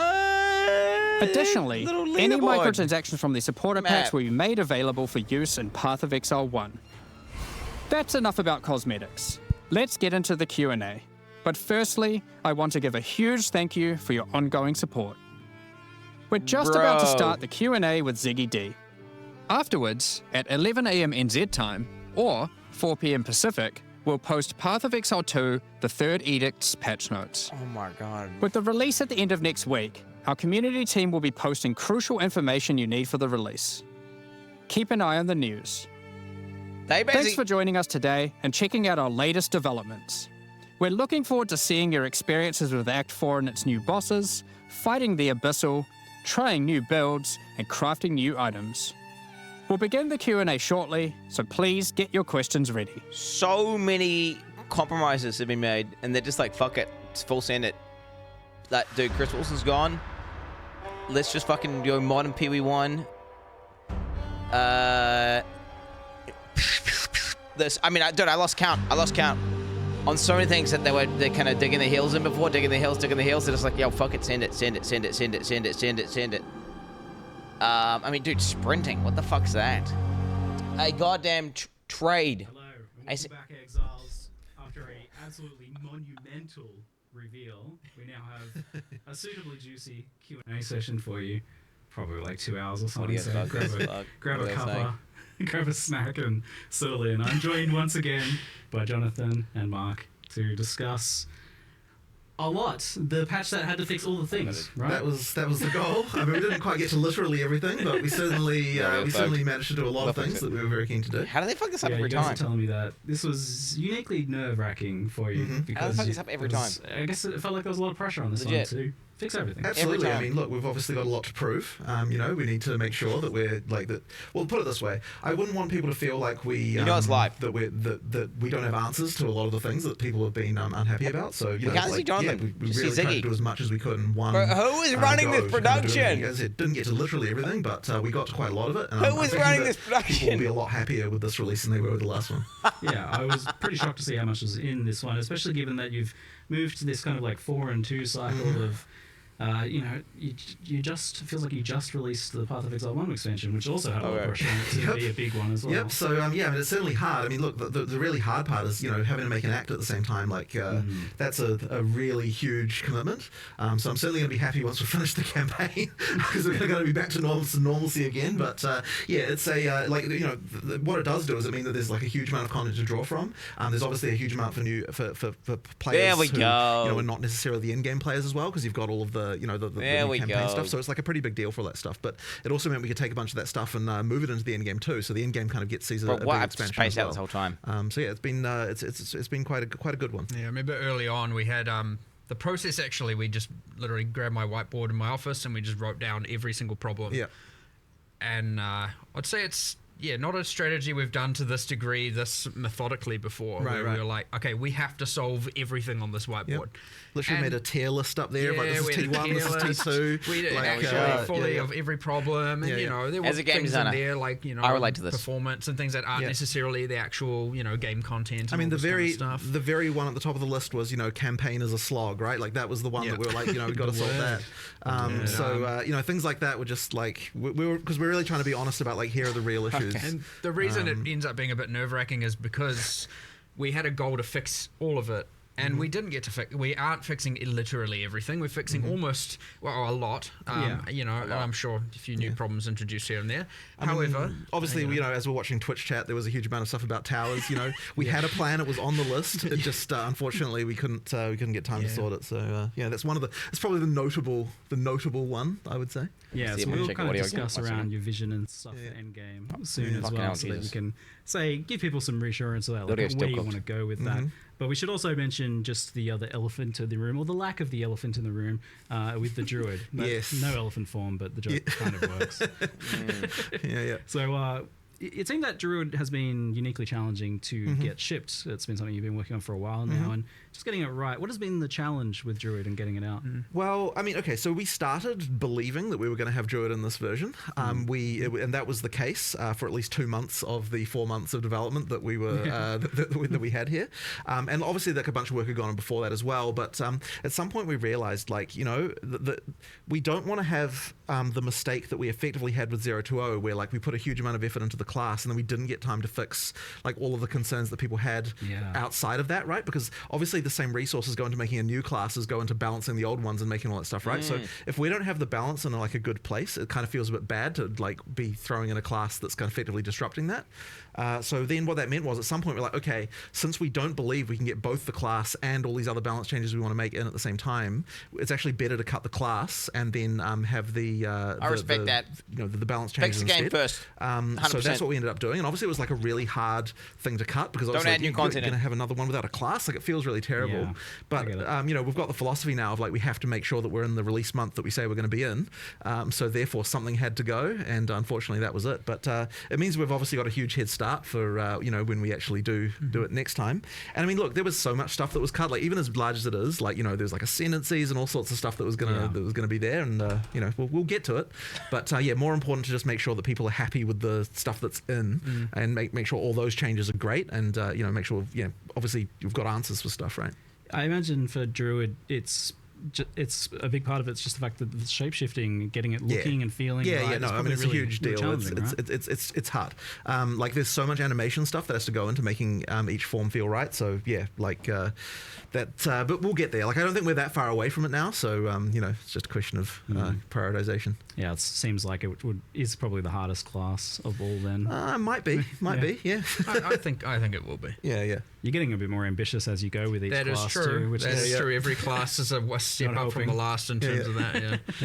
Yes. So I guess on that note, do you have a vision for who's next after Druid, or is it kind of a race between them to see who ends up feeling well, I've always said that it would be criminal to go into full release without having swords. So you know, that's that's kind of a pretty clear. It's a little bit criminal to get this far without. Yeah, to be honest, it is. Yeah. So I'd say that would be weird when you think about it. It's real weird. It's real weird. So that would be an obvious candidate. Is making sure that we've got that. People can infer from that some sort of duelist or something. Most likely being the sword one. And as you said, the Ascendancies are just kind of the same boat as you weren't satisfied with where they were at to be able to get those in. So that's the things you missed, but that's like the list of the things you missed. That and doing something with towers. So now we can talk about kind of what you have done. We'll jump into Endgame first, since I know the towers and stuff have been a hot topic for people. So we'll talk about the Endgame. This wasn't ostensibly supposed to be an Endgame update, from what you were telling me, but it still seems like a pretty big endgame update in the end. Yeah, I mean, well, part of that is because we obviously get all the content that we produced for the campaign. We get to make all the endgame versions of that. That obviously adds quite a lot, but we did want to make sure that we weren't just being like, okay, so we're adding a bunch of bosses. Like, we wanted to make sure that the more epic ones that we added to the campaign have some new mechanic for them on the Atlas as well. So that's where we had those various mechanics with, you know, like the sandstorm and that kind of stuff. Like, you know, those kind of like Atlas events, and it really does contribute to the feeling of exploration to have more of that stuff. And then of course, you know, once you got that, you just start getting into, okay, well, what rewards is it going to drop? You know, then we started to think we need a new category of rewards that these things can have, and that's, you know, we started to think about the lineage supports and that kind of stuff. So it just ended up kind of adding up to quite a bit in the end. But it isn't like kind of like the big end game change that we wanted to do. Like, we had a design for that, but we just kind of haven't quite got to it. So but it still ends up being quite a lot. And one of the big things that it also, I think, will help bridge is the kind of mid-end game part, you know, like that's still a problem that we want to improve, but like it adds quite a lot there, because, you know, you're seeing that stuff on the Atlas a bit earlier. What's the problem there as you identify it? I mean, you've got this issue where effectively and we are doing some stuff to address this, but effectively you've got like the pinnacles at the end, and you've got like obviously when you start you've got a bunch of content, but it doesn't feel like there's those kind of mid-end game goals that you can easily achieve. That's kind of the issue that we're trying to solve. And just a lack of direction, right? Right. I think there's not enough like really guiding you, like the narrative kind of falls apart there, right? Because it's just like open world, and you want a bit more of, you know, telling you where to go, what to do, have those goals where you're like, I want to do this next and this next, as opposed to like, I could do this or this or this. It's nice to have those, but it's nice to also have the things kind of directing you as to like, this is exactly what I want to do. the boss I want to get to. So there's kind of just a big gap there. We want to add a whole bunch of stuff in the middle there. We have a huge plan, but again, it's like, we need to you got this working on a campaign, you've got working on the end game, and you got all these like, how do you juggle all of these things? It is brutally difficult, and you end up having to think. So I would expect, next expansion to be way more end game centric in terms of fixing all of this, because it was on the whiteboard. But we did do some stuff with what we had. So like that splinter change, I think, is going to be quite a big one. Like it doesn't look like much from what we showed, but what it does mean is that you've got pinnacle fights earlier in your in the experience, and of course you've got the thing where we're making it make more sense with regard to the difficulty, the access to the different difficulties, by having it so that it's cheaper to get to the lower tier ones. So that helps quite a lot, and I think that'll improve things quite a lot even just from that. So yeah, of course you got the league now in Endgame as well, and of course there's a league there too. The wisps were wisps. Sure, wasn't really a league. It's kind of just like not a full-fledged not what we've league done mechanic. before. And a lot of people in PoE2 may not really even know what a league is. I mean, we kind of had it with Dawn of the Hunt, but having Abyss in every single area. There are Abyssal icons you can find on the map. You can't add them because they are in every area, the Abyss. So, and you have different the waystone crafting and stuff like that. So there's a lot of endgame just added by the league's existence as well. Plus a lot more combination of the league mechanic with other mechanics as well, which is something that I'm always keen for with leagues, is like have a bit more interaction. Yeah, you were telling me that you had specifically made it so that Abyss would have specific interactions with basically everything else. For sure. Like if a rogue exile's standing there, you get a special boss based on the rogue exile. So that's rather interesting extra combination stuff there. It is interesting because this is a league mechanic. It's in every zone. It's guaranteed, but it's part of a league mechanic. But does this also have like Atlas tree integration in the way that it would later on as it becomes like a core element? No, not the way that's kind of handled is through some of the waystone crafting. Yep. We... Depending, when the league ends, we obviously do the whole, again, more for people who maybe don't know what a league is and how we handle this stuff in PoE1. I'll over-explain it a little bit. But yeah, generally we review the state of it at the end. We see what changes we want to make. Sometimes we add it to the core game immediately, sometimes later. And then we add it to the tree and decide how we want to invest into all the different things. But we try and have the meta progression, so to speak, of a league within the leagues itself and not connected to the core tree, because you could have a separate tree. It is a thing you could do, but in this case, it comes in the form of the waystone crafting. You did an experiment with that recently in Path of Exile 1, doing that in a league, and you didn't exactly like the result. Bit different because it's not a separate tree, and that was drain Necropolis, yes, and it felt like because it's in every area, you have to take it. Yes, exactly. So that didn't work. We're not going to repeat that mistake. It could be a separate tree, but we just did it through the waystone crafting stuff instead, and you can invest in the Abyss and juice the Abyss that way. And I mean, we'll see how we fold it all in as we go into the 040 though. Like that'll be an interesting one. All right. Well, one of the kind of like, I guess, endgame issues that I've identified in the past was kind of how the Atlas trees worked and progressed and what they afforded, and it felt very top heavy. Like you had to beat the boss to get points to just scale. Well, that's what I'm talking about with the lack of mid-game stuff, right? Yeah, exactly. Yeah. So that's changed now though. Like the league mechanics don't scale difficulty of bosses at all. They're just about what the content is in maps. Yeah, and you get the points way earlier. So in fact, some of them. We made some changes to that actually as well since last night. And thus it wasn't in the live stream accurately. It was talking about how you have to complete specific objectives like killing the Delirium boss and whatnot to get your points. It's actually just now follow the quest line, and there's a point in where you get the tablet, which is after you find the league and you kill the just do a Delirium, you successfully go back and get a tablet. You're also going to get the first 2 points there. Now I wanted to change it so that you can get like, if we have 8 points, you get 4 points before the pinnacles and 4 points from the pinnacles. Right now it's 2 and 6. We're still looking at this just because we made a change last night. There's a good chance we might end up, adapting this a little bit more. So it's even, the first 2 points come even sooner and even more obviously. Like you don't have to RNG into finding a boss in order to get those first 2 points now, which was mentioned there. No longer going to be the case. But we just want to really make sure we're smoothing that progression through, getting that stuff earlier, all that sort of stuff. So the other thing was you've got this like kind of world map. It seems to be exploration focused. The recent updates you did in Dawn of the Hunt actually I felt were a big step forwards in that regard. There was a lot more exploration with the new unique maps, and even towers, I felt like when you're using them as an exploration feature, work quite well. Like they leapfrog you to your next, you see that next unique map over the hills. That's the thing. Like they need more unique maps. Pulls you through, and that helps with that mid-game issue you were talking about.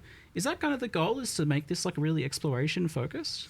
It's certainly something that I really love, and the more things you add to the Atlas, the more it feels like you're finding things. But yeah, like, so we definitely appreciate the concern with towers being that you've got this tension between having to turtle in one location versus explore. Yeah. And so that's something that we need to look into addressing. There needs to be more cool shit I don't to want to kind of find. like talk explicitly about exactly what we're Well, going to you do pog here, out. just because Fair enough. you know, there's like obviously a lot in flux there still. And you're but, excited to get there. Yeah, it's something that we understand the 100%. problem. I would say 100%. Like I would understand that there's an issue, and so yeah, we will be addressing that a bit later.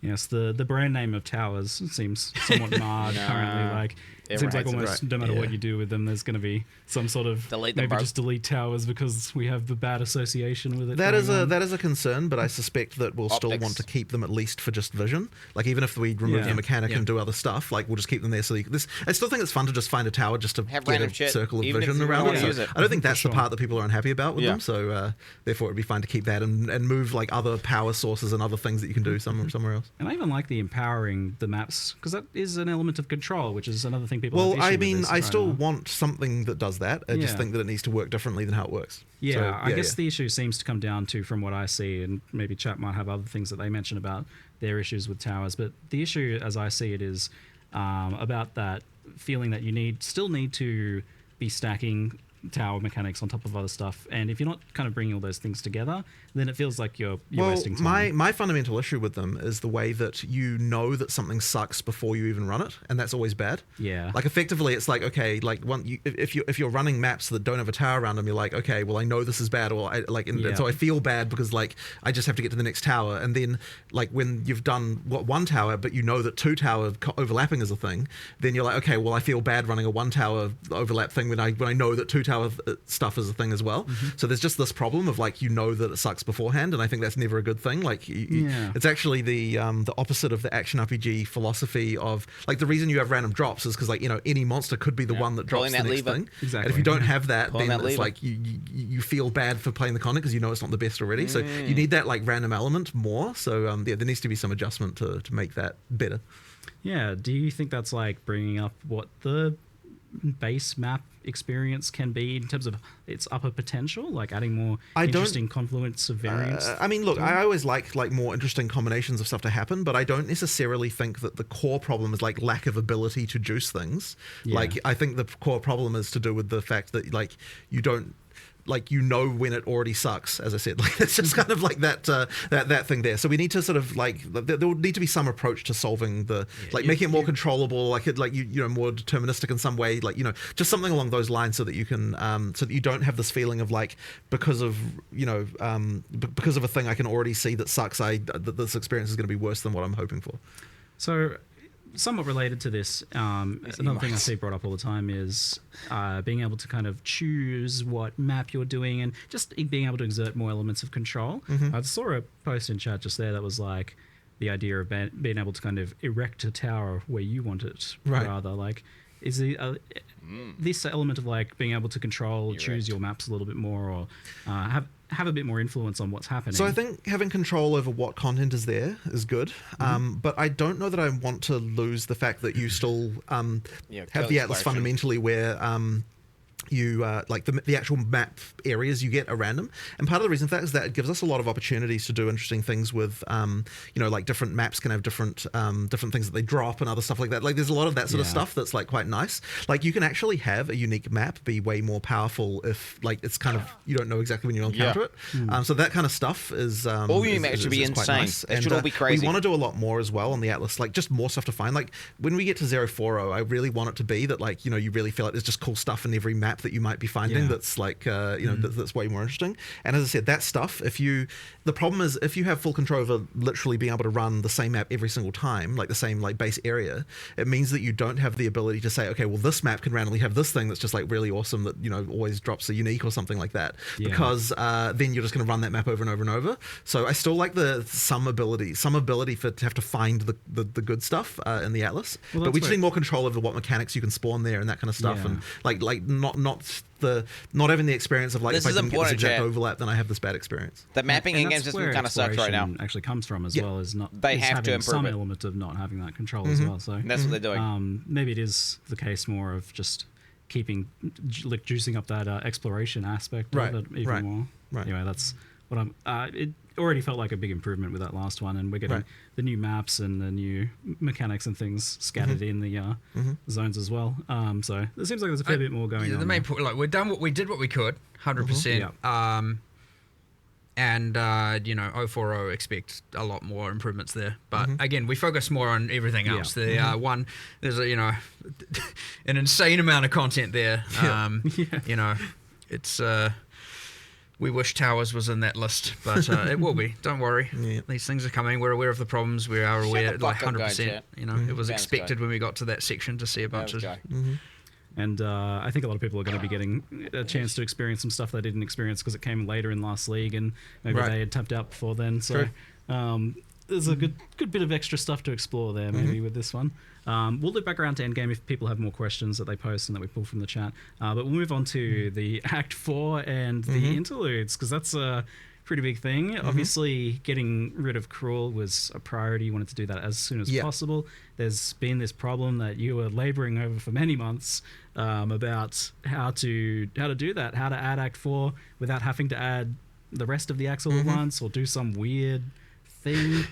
Well, you've come up with making more acts to solve the problem instead of So there was certainly some skepticism when I first proposed this about like how can we possibly do that? But basically, the main thing there was that so the interludes are not exactly the same as an act in terms of each one of them is a straight line, like you're going from here to here. There's no different. There's no complexity around the plot or anything. It's just like a single goal of someone's telling you to do this, go deal with it.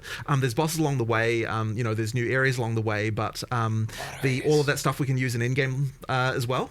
So that means we're not kind of wasting any of the arts. The only thing we're really wasting is a little bit of storyline structure around it. But as I said, it's not nearly the same level of narrative structure as what you get in it's like a D4 league. And that's something that and ultimately what we realize is to get from the end of Act 4 to the end game level, all you need is 20 areas roughly to kind of to bridge that gap. And so that means that I was like, you know what, with 20 areas, I reckon we can do it if we're we're using a few mechanics from maps, we're taking some, we're doing a lot of art reuse, that kind of stuff. We can find a way to make something pretty quick, and it won't necessarily hold up for years and years, but it will certainly be good enough for just for a relatively short period of time. And by the time you get to that point anyway, you're usually pretty fast as a character. You're rushing through, just to get to end game. So I think that that'll end up being pretty damn good for the time being. Plus, new bosses, new stuff to experience. In my opinion, it was a no-brainer to do it compared to some weird thing like having to repeat Act 1 and 2 again or something weird like that. That just wouldn't have been good. And we really wanted to get rid of Cruel. I mean, we never wanted Cruel to exist, right? It existed as a compromise. So being able to get rid of it is obviously something we were very, very keen to do. There was something you get to the Act 1 Crawl and you're like, I've know all this content, you're ultra powerful, and that's a little bit feel good, and then you're like, doing all this again, it's just a little bit like just you can do it, at that point you're like, just get me to end game, whereas when you're playing through the new acts, it feels, well, with Act 4 and the Interlude, it feels just a lot more natural and still fun, and you're discovering stuff, and it's not that just I just did this for, at least for fast players as well, they're going to be like, oh my god, I just did this a few hours ago. It's that's just me. Too short of a time. That's me.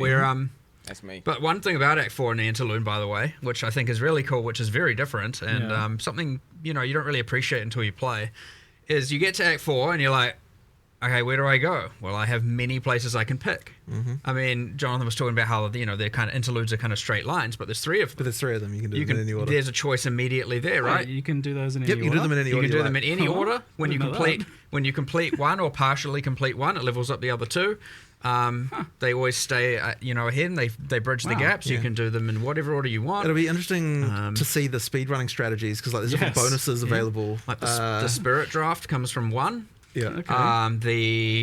Where another might be more passive point heavy, and another might be more permanent bonus heavy, and another, there's going to be all kinds of crazy stuff going on there. So you go in Act 4 where you've got full freedom of choice of which island you want to sail to, and then you go into the Interlude and you're like, which part would serve me best? And maybe the answer is do a couple areas of this part and then swap to another and do that one, and then like who knows? Which is fine because again, as you progress through them and defeat the bosses, the other ones will level up and keep up with the level. So you can do half of each and then do the half of each again. You can do an area of each, and then That's wild. I didn't realize the interludes were sandboxy like that, because I was planning on asking about how the fact that Act 4 is like a sandbox for like the great portion of it there, and that's going to be super interesting from like racing and speedrunning perspective as to what people take. But also that does seem like it might help with the campaign slog. The repetitiveness of it if you can kind of do things in a different order each time.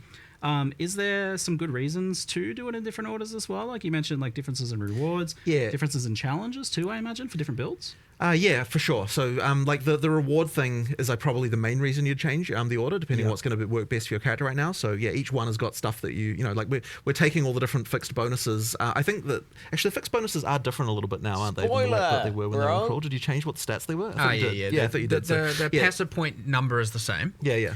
The spirit is the same, but the other bonuses we've kept like, we'll still have the resistances that you got before, but some of the other bonuses from like, for example, crawls, the snake in Act 3, I can't remember the name of these areas. We have internal names, the old snake chamber. The reward from that will be slightly different because not all three of those options are available, and they're available in different ways. Some of it might be, some of it might not be, and some of it will be in Act 4, some of it might be in the interlude, So it's kind of mix and match all over the place, but there's some pretty cool stuff in the interludes that you've obviously got your permanent bonuses, you've got your skill points, you've got just like which bosses do I want to do first or last.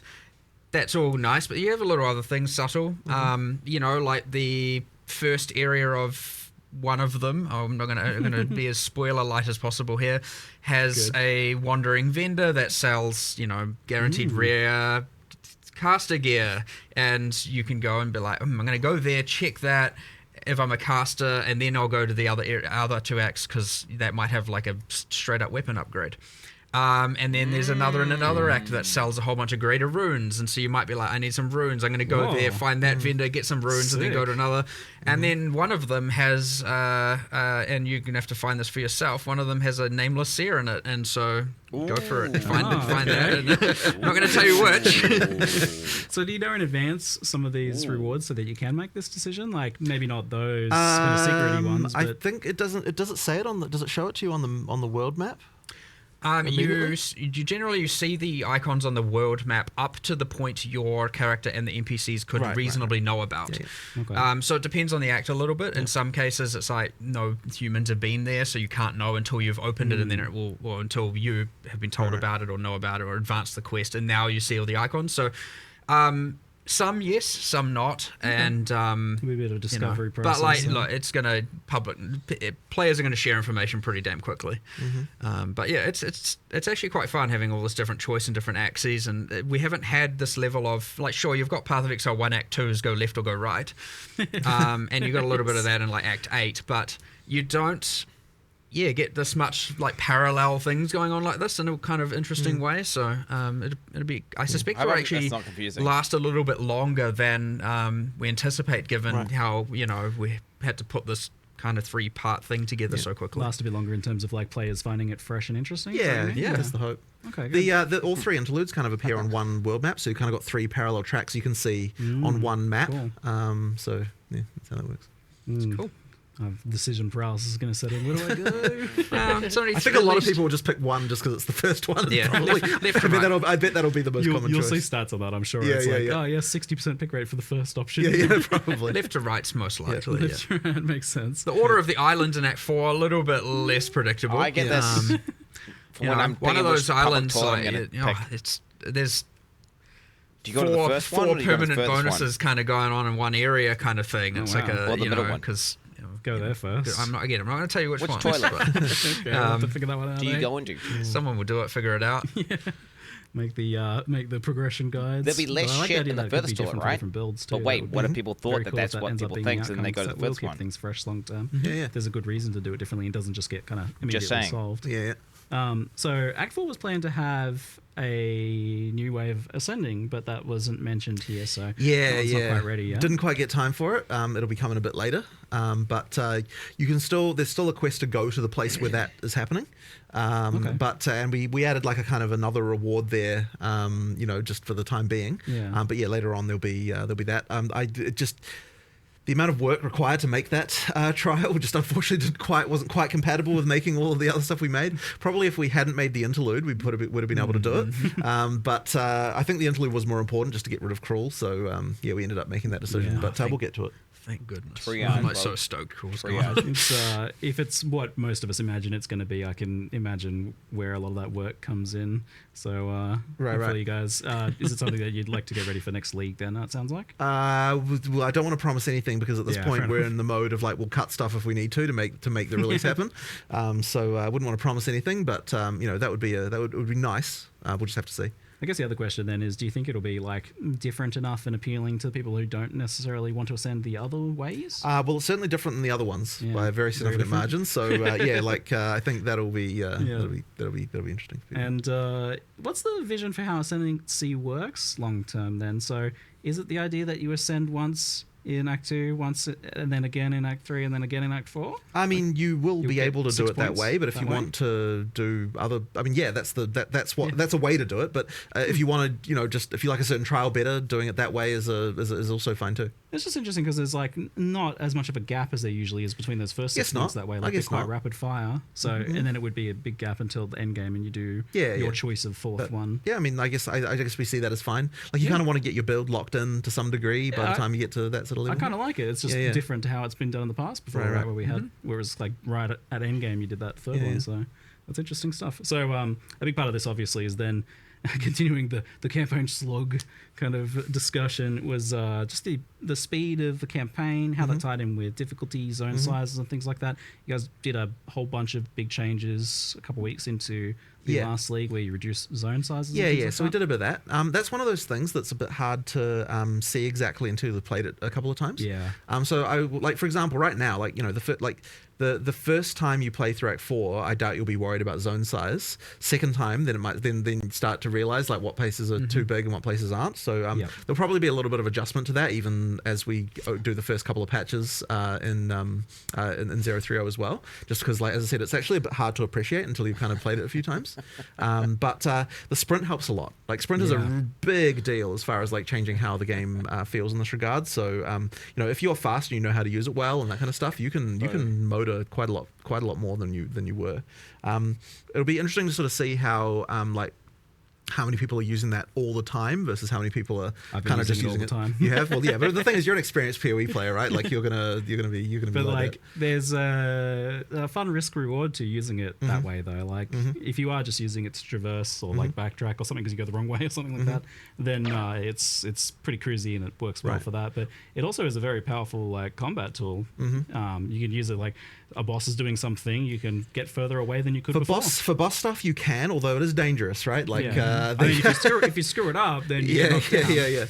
But I think the thing that I find kind of interesting about it as well is that like you can skip monsters now more easily, and that means that if you are overpowered due to getting a good item drop or something like that, you can kind of like motor through a couple of areas a bit more, like sort of then catch up to the point where you sort of feel about right as far as the difficulty, and then keep going from there, like more specifically. So you've got that kind of tool at your disposal. Not something I'd expect like new players to do, or like players who kind of don't want to engage with that stuff. But if you're talking about like like the person who's playing through the campaign the 5th time, certainly that's an option that you've got that can kind of speed you through a little bit faster. So that's something as well that it kind of does, just because you are faster than basically everything.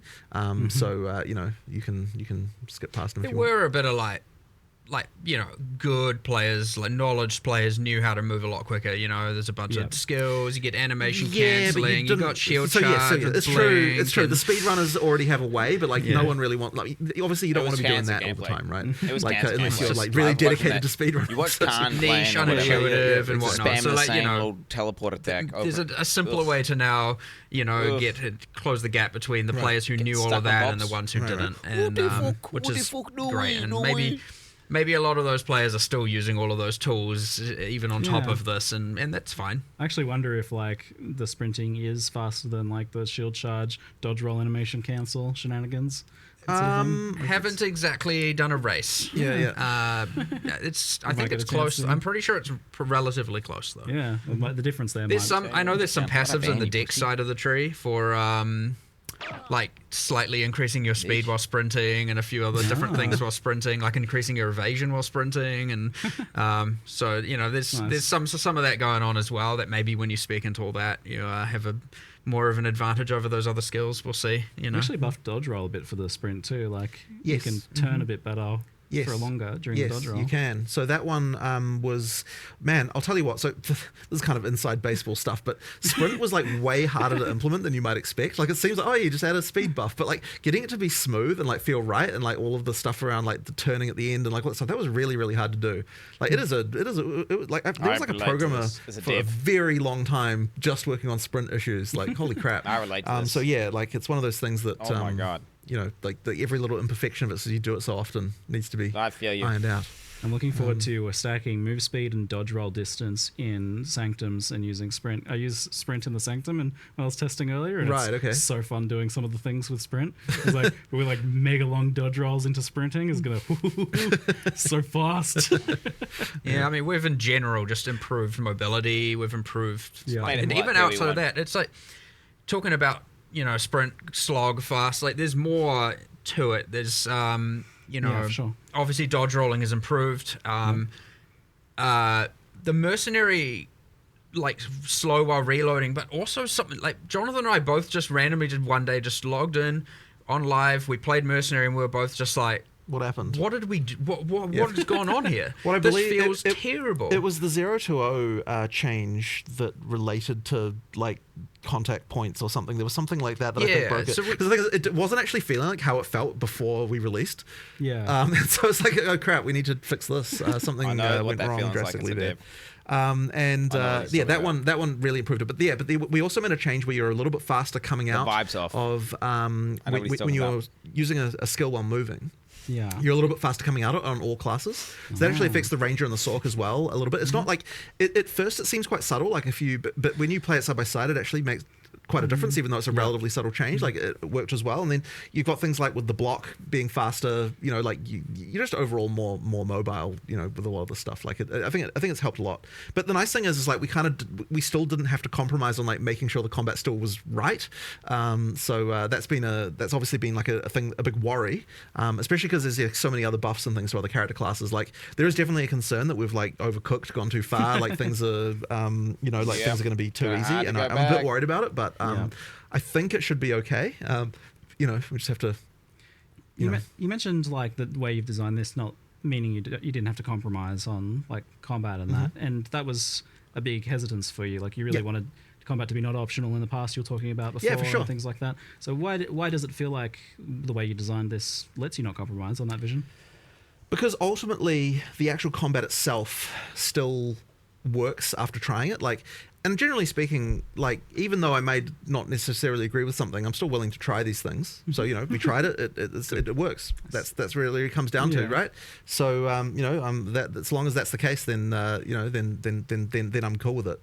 I just want to make sure that we don't end up in a situation where, we're just, it's all just like, even during the campaign, it's just one button, don't have to worry about anything, like there's no challenge anywhere, like that kind of stuff, because I just find that boring. I just don't enjoy it at all. Like I feel like you need to have some level of like actually, having to think once in a while, during a boss fight or something like that. So there just has to be a little bit of that left over. Sometimes it can be the situation where... This was a good compromise, like 100%. It again, he spoke about how long it took for this programmer to work through it, let alone, there's heaps of iterations with these kind of things, trying to keep things feel grounded, kinetic, realistic, that kind of stuff. So you're not just like, and animation-wise as well, there's a whole bunch. So, when you're taking a chance on a thing like that and, it feels like a compromise and you're uneasy about it, I'm glad we did pull the trigger on this one and give it a go, because... sometimes it is like knowing how much resources this is going to take. If this fails, it's a massive waste. Because there was another one that was like hugely contentious, which was removing the limit of one per support gem Yeah, was something that took a bit of convincing to even get people to want to try remember out. when you Like, yapped that was about that definitely a worry. for the longest time. About how it's And important. yeah, like the concern there is just that, you know, isn't it just going to be that everyone's running the 5 same supports on every single thing? But yeah. I was kind of like the amount of, I think what we're losing over this is much worse than what we were gaining. You know, like it's something really important, and so I actually now that we've done that, I wouldn't have it any other way. I think it's really good change, and that one is, in my opinion, the most important change we're making in 0.3. I mean, obviously you got a bunch of content, but like in terms of like, you know, like what single thing is going to affect gameplay the most, like in terms of character builds and like build variety, that change is a huge one. So from yeah, one I'm really inside looking forward game seeing dev what to they can another. do. I was skeptical when you showed me this change, because I was definitely in the camp of defending the decision of the one support limit for the logic of it's making you think about how you build each skill differently, not just building every skill for damage, but rather like, okay, which of these damage dealing skills am I going to make more utility or do something else instead? But playing around with it feels like it kind of just lets you use it on 2 skills, like something like Fist of War. And that's just a really big improvement. Like that's a lot more fun, having 2 Fist of War skills than one. True. But like the skill design is nuanced enough and the supports themselves are nuanced enough that you do still seem like you end up with a lot of variety. Yeah, it definitely works. Like it's funny because in the end, it feels like the concern that we had was more theoretical than it actually was real, and that's why it's really important to actually try these things. Yeah, like and I would say that if the supports and skills were designed like how PoE 1 was, then you totally would have ended up in exactly the place that we were worried about. Right, yeah. But because there's a lot more going on with the way the skills, or just like there's a lot more thought being put into like the exact ways the skills interact in PoE 2, you kind of end up being fine, and it just ends up being better. So yeah, like I'm really glad we tried that one because it's super important. Yeah, and it seems like lineage supports take over the role of this one gem a bit more. They do. So basically right at the end, you've got the thing where you can only have one of each lineage support per character, but that's kind of like none of those are like okay, so you know, something like multiple projectiles or martial tempo, like these things are super important to kind of make skills even viable at endgame, whereas the lineage supports don't have that same thing. So we effectively get to keep a little bit of that like interesting decision stuff, but only right at the end when you're kind of at the top end and you're thinking about like hyper optimizing specific stuff or like with interesting mechanics. So we still get to retain a little bit of that there. It's definitely a huge buff though, like this change. Like I've been playing Warrior and I almost feel like saying the new Warrior because it's not any one specific thing. Like the support gem change, the sprinting change, the faster while blocking, being able to block everything, it was way more impactful than I expected. Weapon swap, instant weapon swap is huge.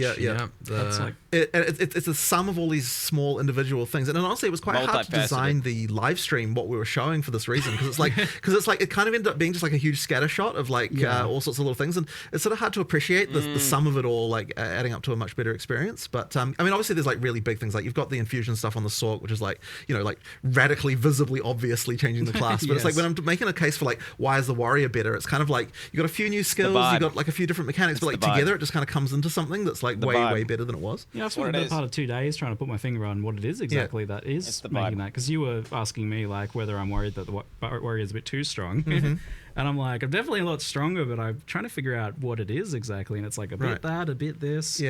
Everything. Everything. Definitely feels like way more fluid, faster, smoother, chunkier all at the same time, because, you know, I've got more Fist of War skills going off.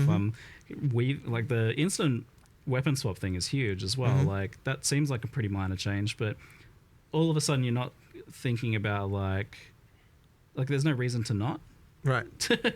There's no reason, removing all the reasons why people wouldn't use combos is exactly the focus that we had for a lot of the stuff, right? It's like, what is preventing someone doing a combo here? What can we do to fix it? So you've got like the shock change where that's longer. You've got like the change to chill and that kind of stuff. And there was a whole like thing with, we never even talked about Ignite because there kind of wasn't room for it. But Ignite has got a whole different thing where that it does now, where there's like every time you fail to ignite, it builds up flammability. That means your next ignite is more likely. I saw that. So there's like that. There's like a bunch of changes just all through like the places, just these little things that tweak stuff. One of the ones I know is actually really big is the thing with the curse and the what do you call them? The thing that lowers resistances. What the hell? Exposure. Exposure. Yeah. So exposures, right? Like it seems so tiny. Like, oh, let's make it so that you don't have individual exposures for different elements. But it's like it actually changes the gameplay so significantly, because the moment that there's something that's going to add like 30% more damage in the case that it was before, that you don't have access to if you're going to use cross element. It's like you're never going to use cross element, right? You're never going to do it. So it's like really, really important to just remove every single barrier that's getting there, because we merged we merged cast on shock, ignite, and freeze into single. We did. So gem. there's no more cast on shock anymore. It's cast on ailment for that reason as well, right? Exactly, right? So literally we're like, let's find every single reason that's going to stop you from wanting to be able to use multi-element builds and actually try to improve that, right? Yeah. And guess what? You can still just play one element. Is that going to ruin your flavor, though? Is that going to ruin the vibes? Now, if you're doing multi-element, there's just no reason anymore. There's no downside. I don't know. I was so stoked looking at what you were doing with the elementals, because it feels, for the first time, it actually is like an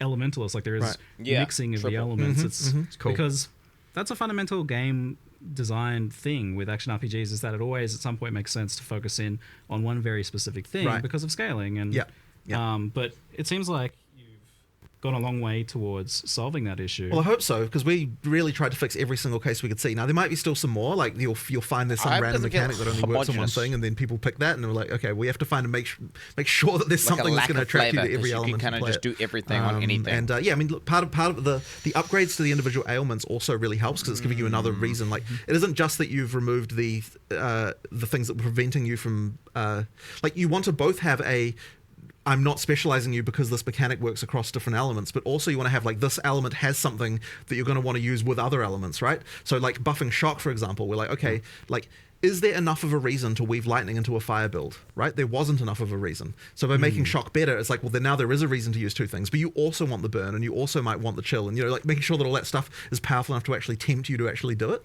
Because like 8-second shock, and you even mentioned bigger magnitude shocks. A number of the skills have a bunch of shock effect on it. So effectively, if a skill is supposed to be for shocking, then that skill will have magnitude on it, because the idea is that like, we really want to make sure that, it actually works. But so that kind of stuff, it's the same with the fire skills that are intended for burning as well. Like if something's intended for burning, it's going to have some kind of duration or something like that. So it's like you want to use that one, then you want to switch to something else while that's burning away and that kind of stuff. Yeah, because I always want to do that. I don't want arbitrary multipliers on my abilities, because like it's just not enough. It just wasn't doing enough. Yeah, you should just like use your main skill instead. You're wasting time.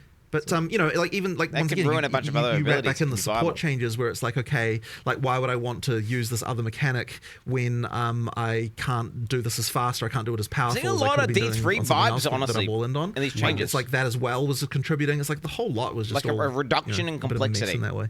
Yeah, and you mentioned the ignite thing. I did want to clarify, because I saw some questions about it in the chat.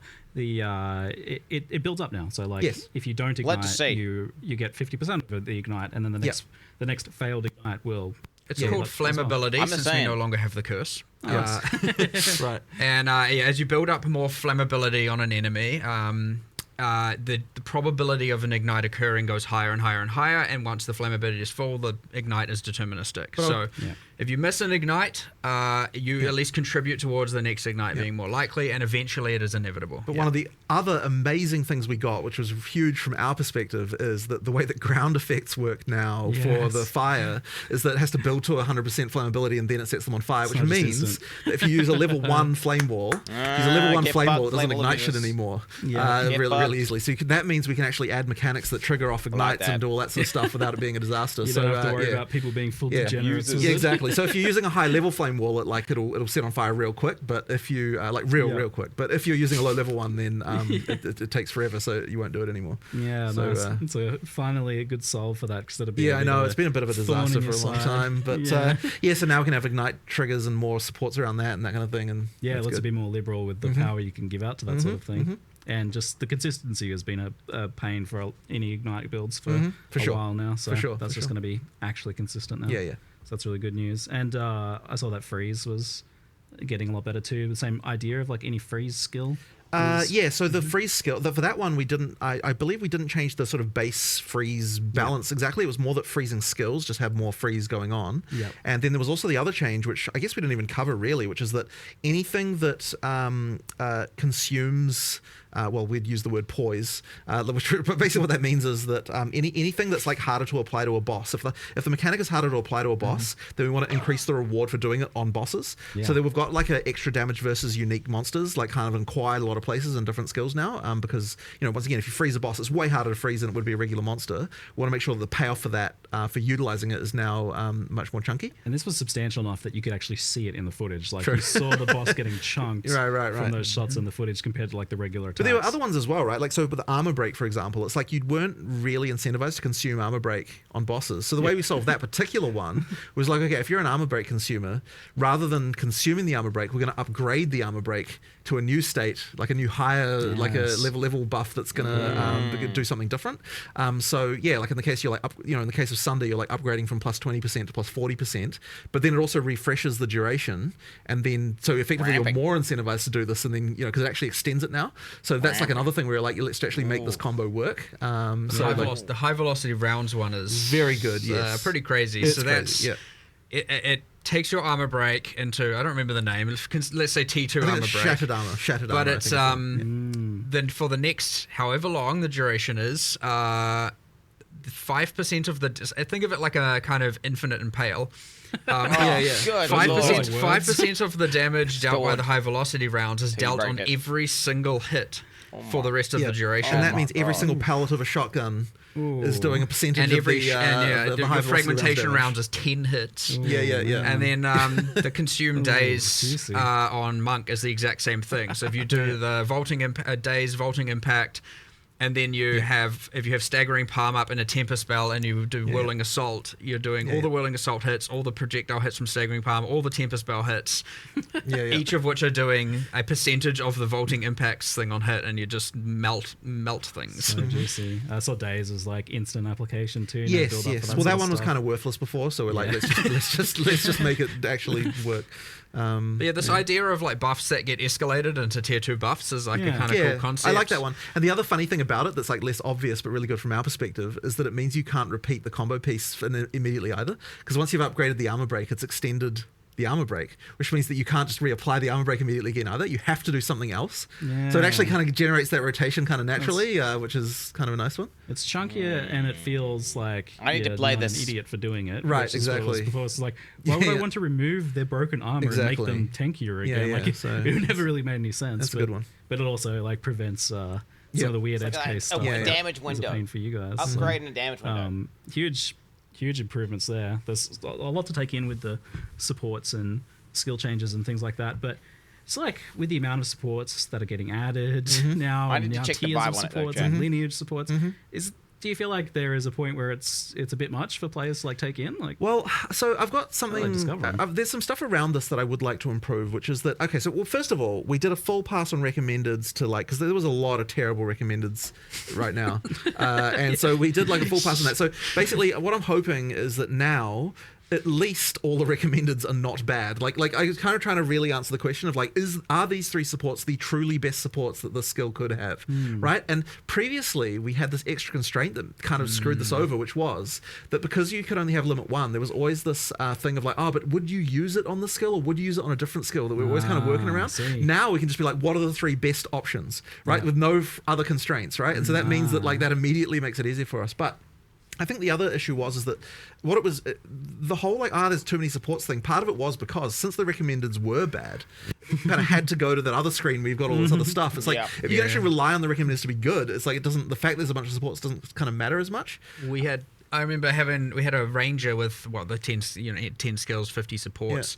and it was 2 out of 50 were recommended, I think, for the skills they were on. I'm like, yeah, it's a bad sign, right? And so if that's a bad sign, if your in-game ranger is that, it means that if the player who's following the guide that we have given them is not only not being rewarded, they're being punished because we're making them make wrong decisions. Yeah. So I'm sure there'll still be a few that are incorrect on there, but hopefully it should be way better. And the other thing as well as I'd really like to do is I think that we might want to get into starting to recommend more stuff, or maybe even recommending stuff recommendations. based on the previous stuff that you've already done. Crazy. Which might be just get a bit complicated, but I'm kind of I feel like we maybe should start thinking about that. Like, it's like a nightmare to code. Maybe but that's kind of like, or maybe like if you've got this other skill on your build, then this becomes an option. It's there's so something like easy that we with might have to metadata. do, because I think there's more we can do there. But whatever. For now, it's just at least we're like, here's the 3 best shit. Oh, but to also pick. the names. I know. The names Yeah, are so okay. much better now as Yes, well. right. So we did a pass It's so of easy. like making the names more obvious. Like, because there was a lot of supports that just kind of weren't. Google can know like 3 things about you, and based on that, they can extrapolate 5 other things that will be super accurate. Whatever. If you have multiple active abilities something that doesn't with multiple supports, armor, but you can build out like a recommendation list that will be super accurate. Should be obvious, I think. But armor explosion. yeah, yeah. That's what it needs I'm to be. just saying. No, but I'm pretty sure it is called that now. Yeah, good. If you told me like 3 of your active abilities with your supports, I remember just being like, if I'm struggling with this, so many people must be struggling with this. Like I remember we went to build Execrate or whatever. Right. Yeah, it was not the most intuitive of systems for sure. So massive step forward in the UX, the understandability, all of that stuff for sure. I'd say as you play it and as you take it as it comes, it's not overwhelming. It's easy to look at it in this context and go, oh my god, 100 in support and whatever the numbers are, and lineage supports, and oh my god, there's so much going on. The lineage supports really should be treated more like uniques, so they kind of just go into the big pool of like, stuff that at end game you're kind of like, potentially working on. But I mean, a lot of the lineage support things will end up probably being like, oh, this build guide says, this is the thing to use here, so and here's the boss you need to farm to get it. So I suspect that it obviously ends up a lot of that way with uniques a lot of the time. There being so many options for this stuff, actually, kind of like, so there's this thing that ever since kind of the internet, we're spoiled, right? We're inherently spoiled for everything. Channel we have guides and all that. First time there's a lot of fun to that as well, but we obviously lost some of that kind of mystery of your own self-discovery. But I feel like you're almost forcing us back to that age a bit, because there's just too much for guide creators to really cover. I don't know about that. Like, people will still converge on things. But even if a guide creator like creates a build, even if it's like quite well optimized, there's usually like a few other options. Well, that are ideally, almost as I mean, optimized, that's part of the fun, right? Like, over time, people come up with more stuff, and ideally, since we're shaking the meta up each league as well, there's still new stuff to find. I mean, that's like. I think that Path of Exile is actually a game that still has that because of the fact that there's enough stuff and there's enough meta changes to actually cause it to be that there's still cool stuff to find that no one's discovered yet. Which is, there's not many games like that really that still. I don't really think I get that as much from Parry 1 anymore, but Parry 2 is getting that. I guess so. But that really just comes down to the amount of meta shake-up that happens, Yeah, I guess so. Yeah, for sure. So with the sheer amount of like supports and things, have you taken a look at how we obtain like sockets and get a 6-link, and how hard it is to do that, and how many we get? So there have been some adjustments. Actually, this is probably a good time to cover a topic that was probably not obvious in the live stream, which is that we now have a system that allows us to effectively. And I don't have a good way to phrase this really, but it's like, so I'll take the transmutes as an example, right? Okay. So in the live stream, we're like, it's dropping too many transmutes. We want to instead drop these more powerful ones. The way that actually works is that as you get higher level, it specifically takes like some of the juice, if you will, of the transmutes that would have dropped, and then instead drops higher level ones but less often. So the kind of the idea is that it's like, we're getting rid of the crap you don't want, and the kind of like making higher, like better stuff that you just get less. So good. And we're actually we've actually changed over some of the ways that, for example, the way that uncuts now drop as you get into the end game as well works that way. So it's like it effectively turns. You're getting less uncuts, but you're getting more of a but they're turning instead into higher level ones, and like that kind of stuff. So like that'll change the game a little bit. Now I don't know if we're going to have that exactly perfectly right in the very first version, but effectively that should mean that you that the way it makes that feel is kind of better in terms of getting those upgrades. So I'm pretty sure that I'm not 100% sure of this, but I'm pretty sure that the jewelers have also been changed to use that system instead. For the very top one, I think. You did the change. I wouldn't know. I think that one's been changed. But there's effectively like so what you get there is we're still trying to make it so that you get enough of the low level currency that you can still do map crafting, because obviously you don't want to burn the higher level ones on that. But what it does mean is that you won't need to do as many crafts. Like just the bulk of the number of crafts you have to do to get decent stuff will be better, and you won't just get as much just the crap that you don't need. Now, I will say that the perfect exalts are not common. They are quite rare, and there's also the drop rates are to an extent that's much larger than previous stuff because of the way that works are much more controlled by the level. So at the difference between eye level 78, 79, 80 is quite large in terms of the percentage that gets converted. So there's a little bit more going on there, and then eye level 81 and 82, like from rares and uniques. Yeah. That is even more. So like you kind of there's a little bit more of that going on with that to make it you can cube them down, right? As you well. You can so down cube. You can't up cube. You can down cube. If you're SS, So that's probably not a word we should be using. But you can split them apart. Like if you're an SSF and you're not getting enough of the basic stuff to roll waystones, and you happen to be getting some of the higher tier ones, and you don't need them for your gear, downgrade them so that you can. And split them into 3 so that you can apply them to your maps, like that's there. Interesting. Criminal to split. At the vendor, you just sell well, no, you wouldn't do what? that, obviously. It's more about the greater one going into the other ones. Yeah, nice. Yeah. So kind of on the topic of like the sockets and the gems and things like that, what's your kind of like expectation for like when a player would have like 1 6 link or even multiple or all 6 links? Is that a thing that you think players have now, especially with the support gem change? I don't know that we've necessarily changed that for 6 links too much. For the lower ones, like for the 5, we did add a few more like specific drops around during the campaign and like a few more things like that to kind of just make sure we really wanted to make sure that there's a bit less randomness for that part. For the 6 though, it's still kind of like supposed to be the peak, like top end stuff. So it's really the 5 that we want to kind of make a little bit better as far as like we significantly changed the drop rates of these as well in 021. That is a good point, actually. Yes. Like, so if you haven't played since then, it's a bit which of a was a decent time into 02, the 02X. When was the last time I played chat? Series, and the drop rates of these did significantly go up. Yeah. Because it is worth mentioning, of course, if you didn't play post 021, then you've probably got a very different experience from what the drops are now compared to what they were before then. Like, we made a pretty big difference there. Yeah, the changes that you did over the first few weeks and stuff. I don't remember point 2. Just worth mentioning that's still a thing, right? Like you still have those changes too. So if you stop playing after like a week or something in a 020, like the item drop stuff changed quite a bit. I think that I quit before that patch came in. Is it kind of the same thing for like level 20 gems? There was something else. I'm not exactly. Meant to be kind of like a chase long term. It is supposed to be chase, right? Like getting those higher stuff. But one thing that you shouldn't get anymore is the just like spam of crap you don't need as far as the uncuts are concerned. Well, during that 02X when we were looking at item drops and everything, I looked into the gems, and it was okay. So obviously we added that Venter's gamble box, and that was dropping them. And I was like, why does it feel like 90% are coming from that? And we looked into it, and then it was like, oh, these are like only dropping from the way the levels had been set up. It was assuming that the tier 16 maps were 83. Like in PoE 1, the highest tier of maps. That's why they weren't dropping level 20 and gems. so the drop levels of levels of level 20 gems were like dropping from only the corrupted +1 level areas and all of that, and only from super restricted. And so I was like, oh my god, this was just a straight up error. So we went back and we were like, we're kind of -3 levels from everything there. But that was a 02X change, to be clear. So that was already fixed. Nice. That was a bit of a disaster. But also inherent items. There's another change. Just speaking of gem levels, it just like clicked in my mind. We've actually what we've done is taken all the wand staff skills and whatnot, and we've effectively balanced them. Because the idea is you find your, like, let's say your volatile dead wand. You're going to use that for a while, like if you have good affixes, especially in the campaign. So what we've done is effectively balance them as if they were like 3 levels higher implicitly.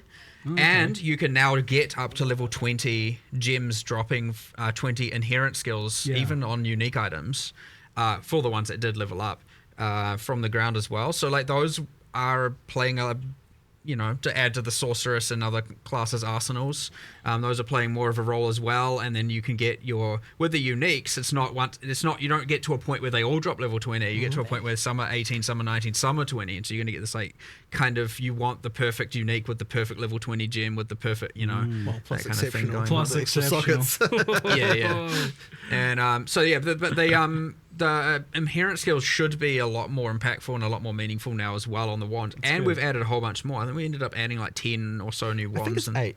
Something I think like there's that. 8 new inherent skills, I think was the number. Quite cool. One's pretty There's cool. some quite cool stuff in there as well. These have immediately been reasonably got the effective. unleashed staff finally back in. Oh, It was cool, for yeah. those who were at the OG or the from back second in the day. Exile con. Yeah, from way back in the day. So that's been removed off Chronomancer, and a new passive's been added there, and so since There are a bunch of other Ascendancy class changes, by the way, that we didn't cover. Oh, in yeah. there, like just balance things and so. All the existing stuff seems to have gotten touched quite a bit. Yeah. But especially in like Ranger, Warrior, and Elementalist, it seems. every class got changes. Yeah, I think. Sweet. I don't think there's one big that we patch were notes coming some later less, today, then? sure, some less than others, but I'm pretty sure every single class got a change. Yeah. So I think it seemed that you get the access to the level 3 uncut supports pretty quickly. Like it was like Act 3 I found one. Yeah. So effectively you get So now those there's aren't effectively rare. a tier per act. Those are rare. Like no. Yeah, like so because that's what I was thinking. I was like, oh, these tier 3 ones. Yeah, but bear in have, mind like, we've sort of different effects rearranged for everything, right? different- Because what we've got is things that level up. So effectively in tier 2, you're often getting things that are level ups from tier 1, and so then we can push a couple of those up to tier 3. But then in tier 3, there's some of them as well. So you kind of it's sort of spread out a little bit more evenly, and the extra levels kind of mean there's more interesting upgrades. And one of the other things I just wanted to mention is there was this and part of the issue with the supports before is that there was kind of this decision fatigue you had a little bit with them as well, where it's like you didn't want to remove something to add a new thing. Like you'd more likely wanted to just all in on the thing you already picked. So having some level ups like that kind of actually just eases that a little bit, where it's like there's a really obvious upgrade sometimes if I just pick this, and sometimes it's just nice to have that. Gives you a little break. Yeah. I really like the new tier per act. I actually really value the fact that no matter what, when you get to that new act, obviously the interlude is kind of considered one and a bit act, so it's not you're not getting 3 tiers of supports there. But I really like that no matter what, obviously you get to the new act, you start seeing all the new base types, and now you have this new tier of supports, and so every time you get to an act, you're getting just like straight up like, all right, let me just get a bunch of power upgrades straight away. Yeah, it seemed like there was a much better breakdown in the progression now, in terms of I both felt like skills supporters and, need levels. Honey Pete. I complained Every about second that. act you get new Felt rune like tiers. felt bad not every being able to do that. Second act So you'll it get feels new. good, like getting more little every mine upgrades. Can't remember how that's more. split. I feel like that's 1, 2, 3, 4, and interlude, and then Endgame for essences. So like, there's a lot of you get to Act 4 and you get a new tier, you get a whole bunch of new base types, you get a new tier of essences appearing, and so on and so forth. It's like just feels really good getting to a new act and getting all the power from it. We'll talk more on specific archetypes then, but first, so like on the skill topic, thing that comes up often from Chad and earlier questions I've gotten is like about the overimportance of plus levels across the board for a lot of things, and also the impacts of mana costs on that. Like you guys did a pretty big adjustment on that recently, but Mana was how do you feel fucked about at where plus mana levels. costs are at and plus levels? We have lowered the exponentiality of exponentiality mana costs like pretty drastically, especially level 20 plus is going down a lot, like an absolute huge amount reduction. We're trying to keep the campaign relatively intact.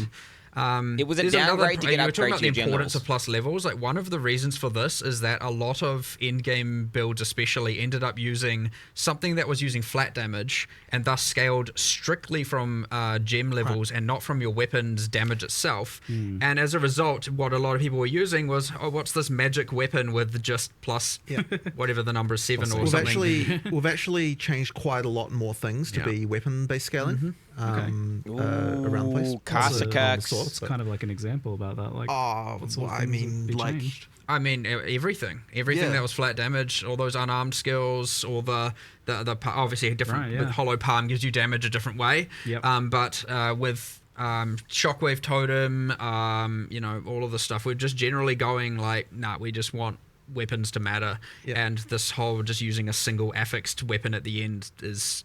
It's not going to fly. Now, that being said, plus gem level, still pretty important, and especially in the case of casters. But yeah, the mana costs just got kind of out of control. Literally manageable in some cases with some builds, with others broken. Nah, not at all. So yeah, that's come down like a lot. I don't have the exact numbers. We were looking at a lot of the models yesterday of what the numbers were. changing too, and I was like, look, I'm happy with the 21 plus, but there were some changes towards the later campaign that I was like, no, I don't do those, undo that change. So we're fiddling with the numbers a little bit so that the intent was to obviously have it so that when we post the patch notes, we have something that's relatively correct. But of course, we like to tweak these things all the way through to the end based on testing. So we'll see how it goes. But yeah, 20 plus in particular, way down. Cool. Great. It got out of control, actually out of control. But I know that conversely, you do want mana to be a thing that you actually interact with. So where do you kind of want mana to be on a build by build basis? Like, what's the expected kind of like player solve? Or and as you can see from something like the new keystone we added for leech applying to elemental, like ideally, especially right side of tree, you can spec into some leech. You got your monk, you got your ranger kind of thing. Ideally, being able to just solve your mana problem with leech almost entirely. One boys. Nice. You know, you have obviously attackers in general are meant to have cheaper costs and do have cheaper costs. It is something an int character is supposed to have to deal with. To at least some degree, and I'd say that is relatively the case most of the time, especially when you start to get gem levels. It's just part of that puzzle for those characters, and that is intended. Now, it was to extreme, obviously, so that's come down, but it is still, you can't just get away with not investing into it at all. I generally, when I try and play on live, try and play the thing people will play in the least. So that I'm most equipped to be able to deal with the rebalance of it. So I just played a sorceress for the last league. I actually enjoyed the solving the mana thing, but yes, then once you have your plus, I can't remember all the values, 6 on your wand and 3 on your amulet and all of that stuff, you're just like, oh my, this is insane. And then certain skills just become completely non-viable, and all of a sudden the triggers are just like, goodbye all your mana. And then you have all that, and I was like, I had mana on every single slot, mana regen on every single slot. I had probably a third of my tree in mana, and like my damage wasn't a problem, but I was like, okay, this is just going too far. And then I'm still doing far less damage than whatever some other build that's had to not care about it in the slightest. builds. Missed the mark for sure on that one, but it should be a pretty drastic course correction on that front now, yeah. I like when you actively suffer in game for us, Mark. Good changes come out of it. Well, the trade suffering got to a point where it's like, nah, this needs to stop. It got so much worse last league for me. I was like, seriously, just like, I'm so done with the AFK. Just please, can more of you be at your computer? And then it's like, well, we have this plan, we have the system, let's just bloody get it done so that we don't have to deal with this ever again. But let's talk about trade then. It's been a long time coming, much asked for. It feels like we don't have a thing to ask for now. Like, I don't know, I feel a sense of loss almost. For now, we'll find out. Every trade system eventually becomes a problem somehow. So we'll see what happens. But yeah, obviously the intention was to try and fix all the problems that people currently have. This has been a big thorn in our side for a long time as far as issues are concerned. So I'm glad we've finally got something that we're kind of happy with.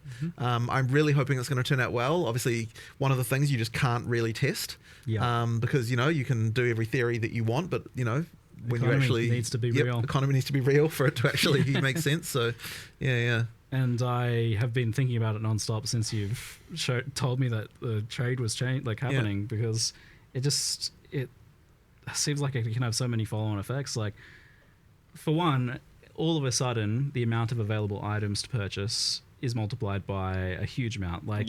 Times 4 for the amount of offline players that are now available, at least. And then think about people quit league. I'm going to list items that I wouldn't have listed before because I couldn't be bothered leaving them up. So that's doubles it again. Like, what's 10, 20 times more items available to trade players? cuts are going to have the game so easy. Big thing. It is, and that's part of the reason why we need the gold costs to kind of offset that, because that will potentially drive down prices in some cases. So you need something that's kind of a barrier so that people aren't buying things too easily. But at the same time, what I'll say about this is that, so the gold costs are there for that. One of the other big, really important things with the gold costs is it means that it doesn't screw your progression up too much as you're going through the game.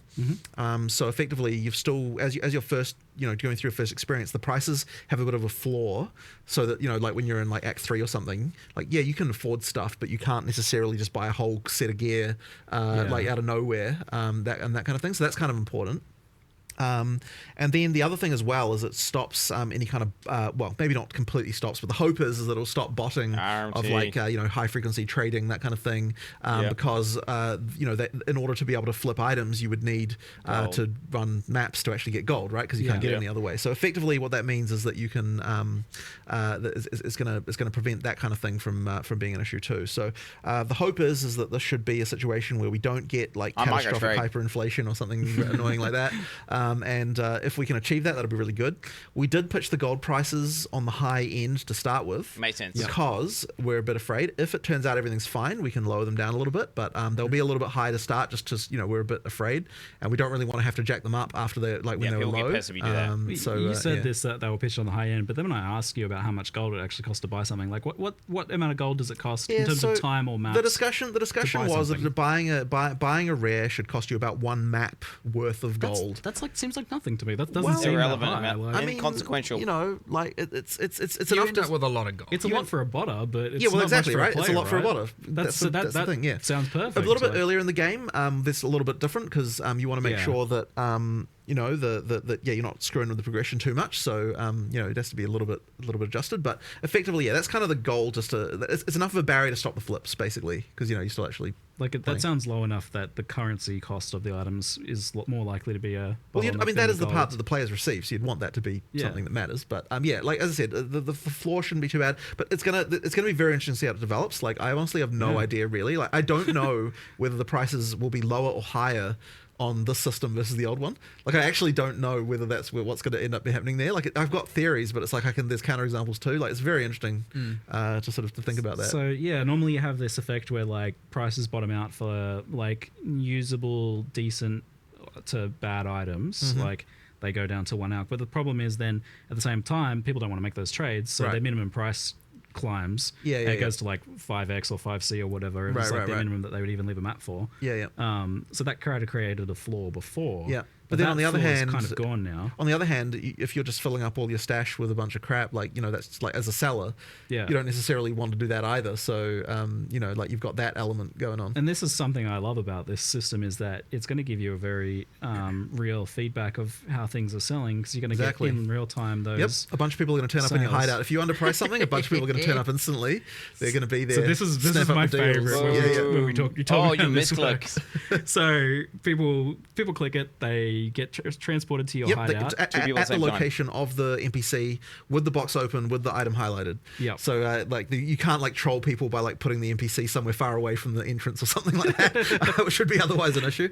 But like you get like really popular items and you got an active shop. You can have like 20 people in your hideout. Yeah, you can. So we actually had to do a thing where effectively there's only 24 slots for people who aren't your friends or party members. So effectively, that means that there are some extra slots that are dedicated so that you can't someone can't stop you from being able to map or something just because you had a popular item that people are looking at. Well, how can you get rid of them? Thought of that one at least. Like I am sure that there will be other random trolls that people will discover. As a way to do this. But one we did think of immediately, of course, because it was really obvious, is like once you've set a price on an item, put it in your stash, there is a cooldown on being able to take it out again, just to give people a chance to. You can't be sitting there going, oh my god, too many people are joining. Remove it again, right? It has to be put in. And I think it's even got a thing where it refreshes the cooldown when someone joins. So that's the kind of thing you need to be thinking about. So once again, I'm sure there'll be exploits or like stupid shit around this that people work out. But we at least thought of the really obvious ones. It's going to be a really like physical, tangible way to like learn the price of things. Like because you can put a bunch of stuff there, no one's coming to your hideout. If there's a lot of people standing in your hideout, you know you're probably doing things right. But yes, no change of none of that. The bait and switch is gone, right? Because when you put the item in and you price it, you are committing to that price, right? Like you must sell for that. Someone's going to buy that thing, right? Never again am I going to message someone and be like, I want to buy it, and then they raise it by 5c. Right. I still want to buy it. Fuck you, those guys. On the other hand, you have to actually be careful, right? Like you could accidentally sell something for real cheap, and nothing's. There's no. It's a great way to I know it is, right? I fucking hate those guys. It's cool. And then they pretend like it's sold. Oh, sorry, it's sold. It's sold. Sorry, it's sold. Fear for doing this. I can see apart it's from on the there, but you raise the price. Part, which is like the economic side of things.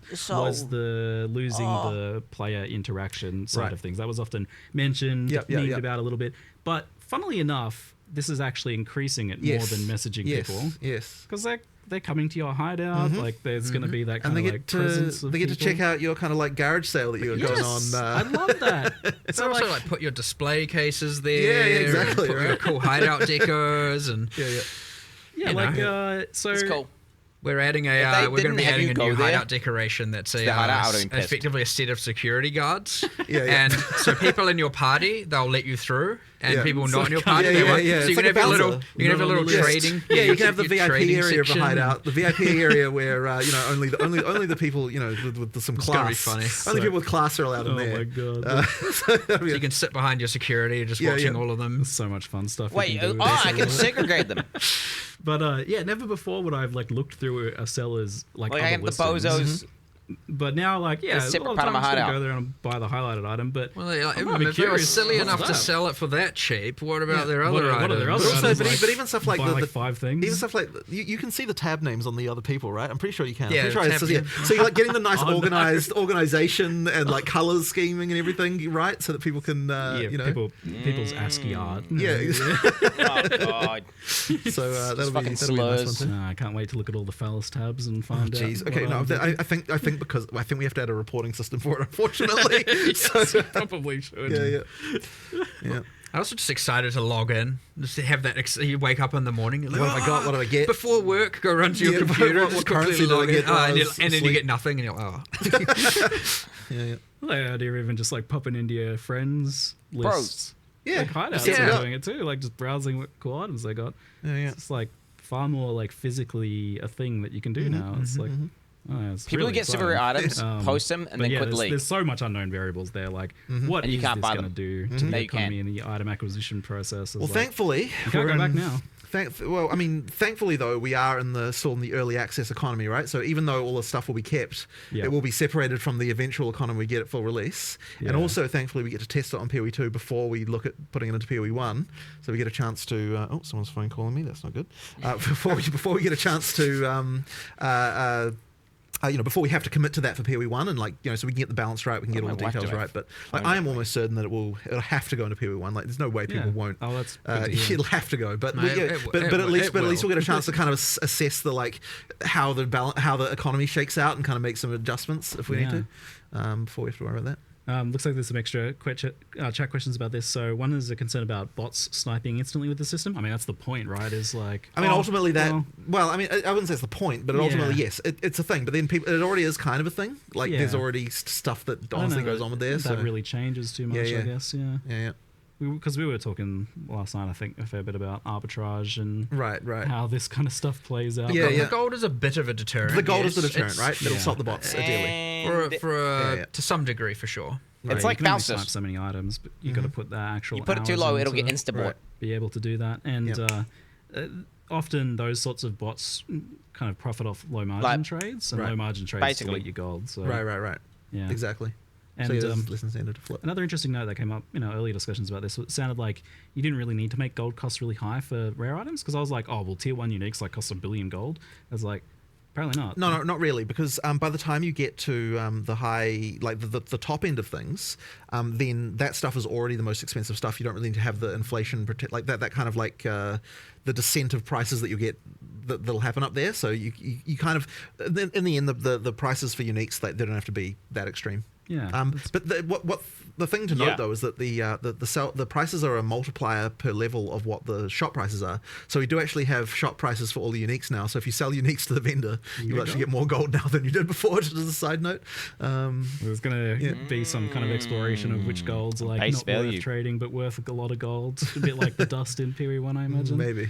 Yeah, it's also worth noting that the this tab only sells stuff not in the currency exchange. Yes. Right. So you can't sell a chaos orb in there. Would just be awkward. Yeah, to do, I yeah, think. exactly. Currency exchange is for fungible, stackables, stuff that isn't modular, and then the rest goes in here. So it should be that every single other tradable item is in here.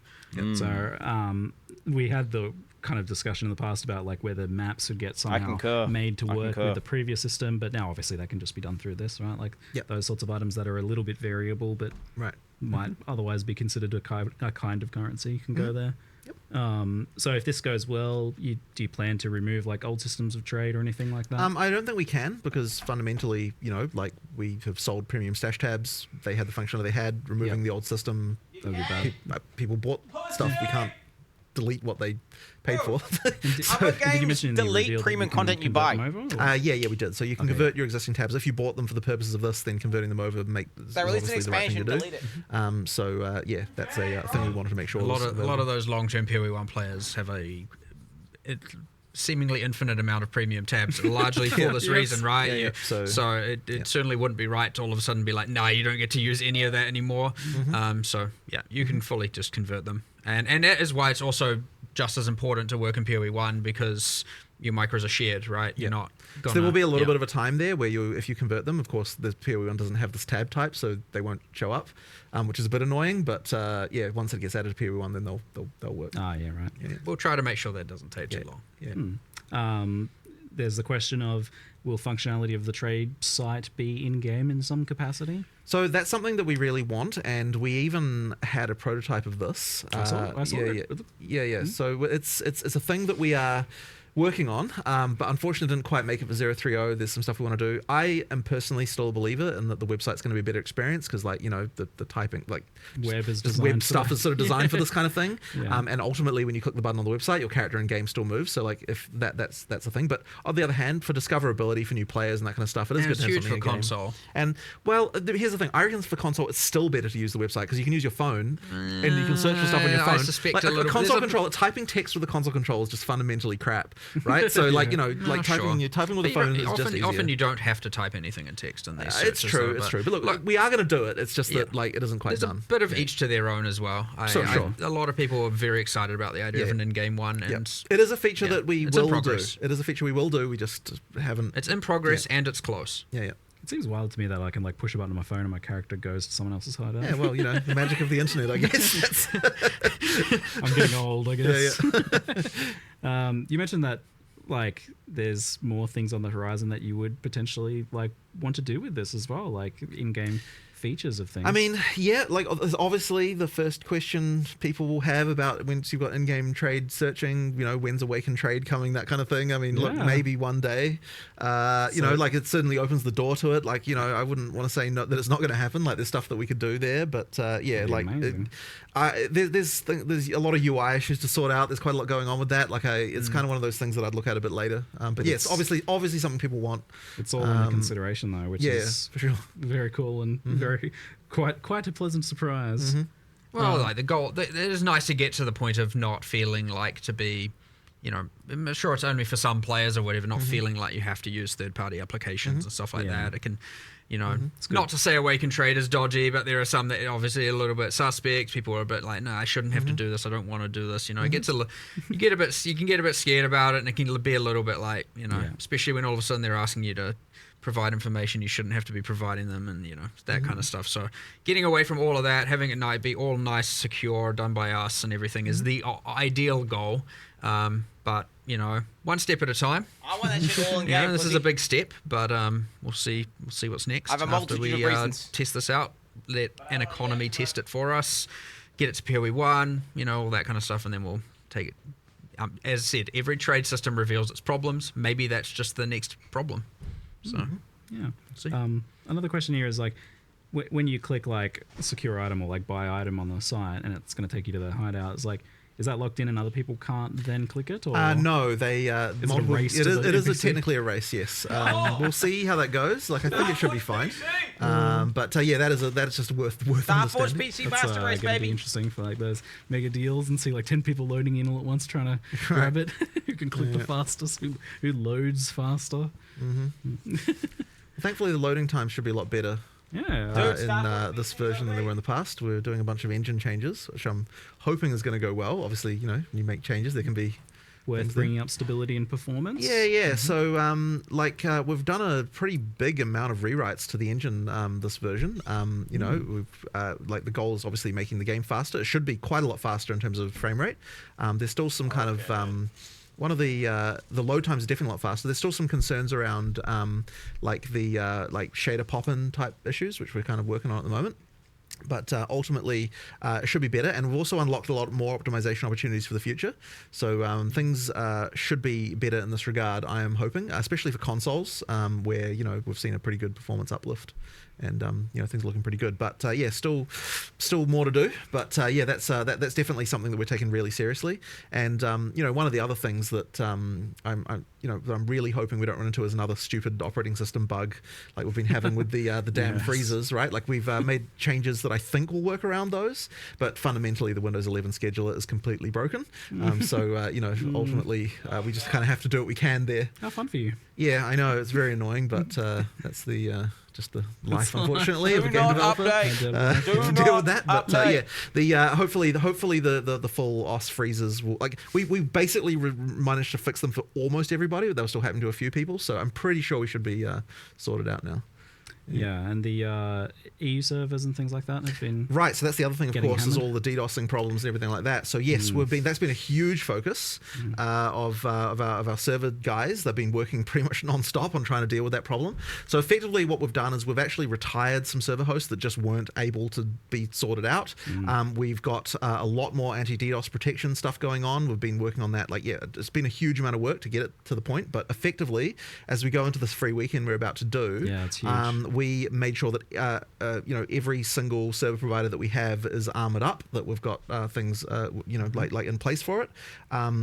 It does mean that there's a couple of locations that we couldn't find an adequate solution for that had to get cut, but we've tried to make sure there's other options just almost as low latency nearby, and overall things should just be significantly improved over what we've had in the past. So yeah, like it's really sucked that the previous launches have been so decimated by this stuff. So I'm hoping that it will be a big improvement for that stuff.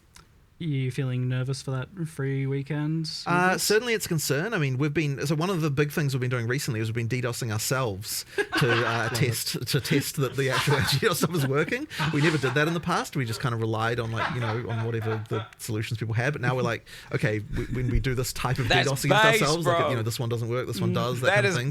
So that's been a thing. It should be fine now. But free weekend, there's a lot of players we could potentially be getting here. We need to make sure that we're up for the challenge. So but then at the same time, like, part of the reason to have a free weekend in the first place is in fact to test that all that stuff is good. So I'm hoping it'll be all right. Speaking of new players, how do players onboard with like the new trade stuff? Like, is that introduced in some way that helps them figure it out? Because it was never really the case that people were explained how to trade. To be honest, we haven't really had like any time for tutorialization of this stuff. So is it we'll something have to you see. want to do?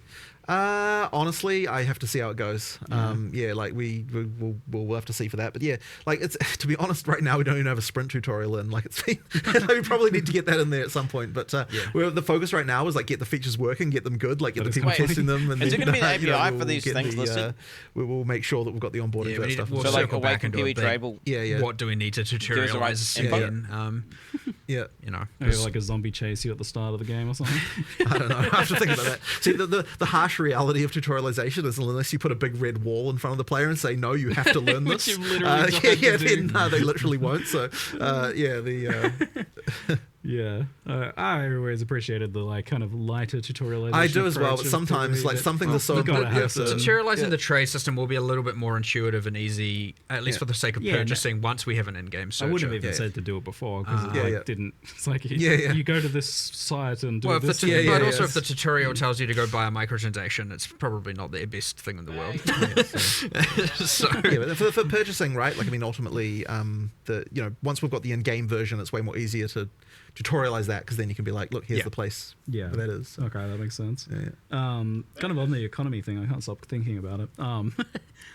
So another thing is, in PoE2 at the moment in particular, there's been some pretty wild exchange rates of currencies and inflation and things like that. I believe the current price of apologies is a little bit off. It's a bit hard to track down exactly. It's like 2,000 exalts to a divine. Right. That's quite a number. Like, yeah, I mean, like part of the, when we were looking at this, actually, one of the reasons why we did the whole like higher tier currency thing was partly to add stuff in the middle between Divine and Exalt, but also like absorbing some of those Exalts into other things by having the higher tier ones be dropping and that kind of stuff. Like there was a little bit of thinking around that, but also the implication of this is that we're not syncing enough Exalts. So there's something that we'd have to think about whether or not we want to start doing some more syncs for that. But I'd say that's probably the main thing, is like that Exalt exchange rate would be the... I'm curious from your perspective, like when do you look at something like this and consider it an issue, and why? And I think it was up to 969 before, and then we were like, oh yeah, this is... that, I specifically remember the screenshot that was sent to me of the exchange rate, and I was like, oh okay, this is bad. I also wonder whether it's just that the Divines, people are wanting to value those more, like they're sinking more of those into uniques maybe. I was surprised that they ended up being valued as much as they were in PoE2 because of like the way vials work, but we're talking about this and you're saying that like, well, the idea is maybe at the highest end you do sink a bunch of Divines in case you land a socket, and now you've got exceptional items too, like maybe Divines become even more valuable. I don't know that's a problem, but the other thing of like Exalts being devalued maybe is a problem, but I don't know. I'm curious.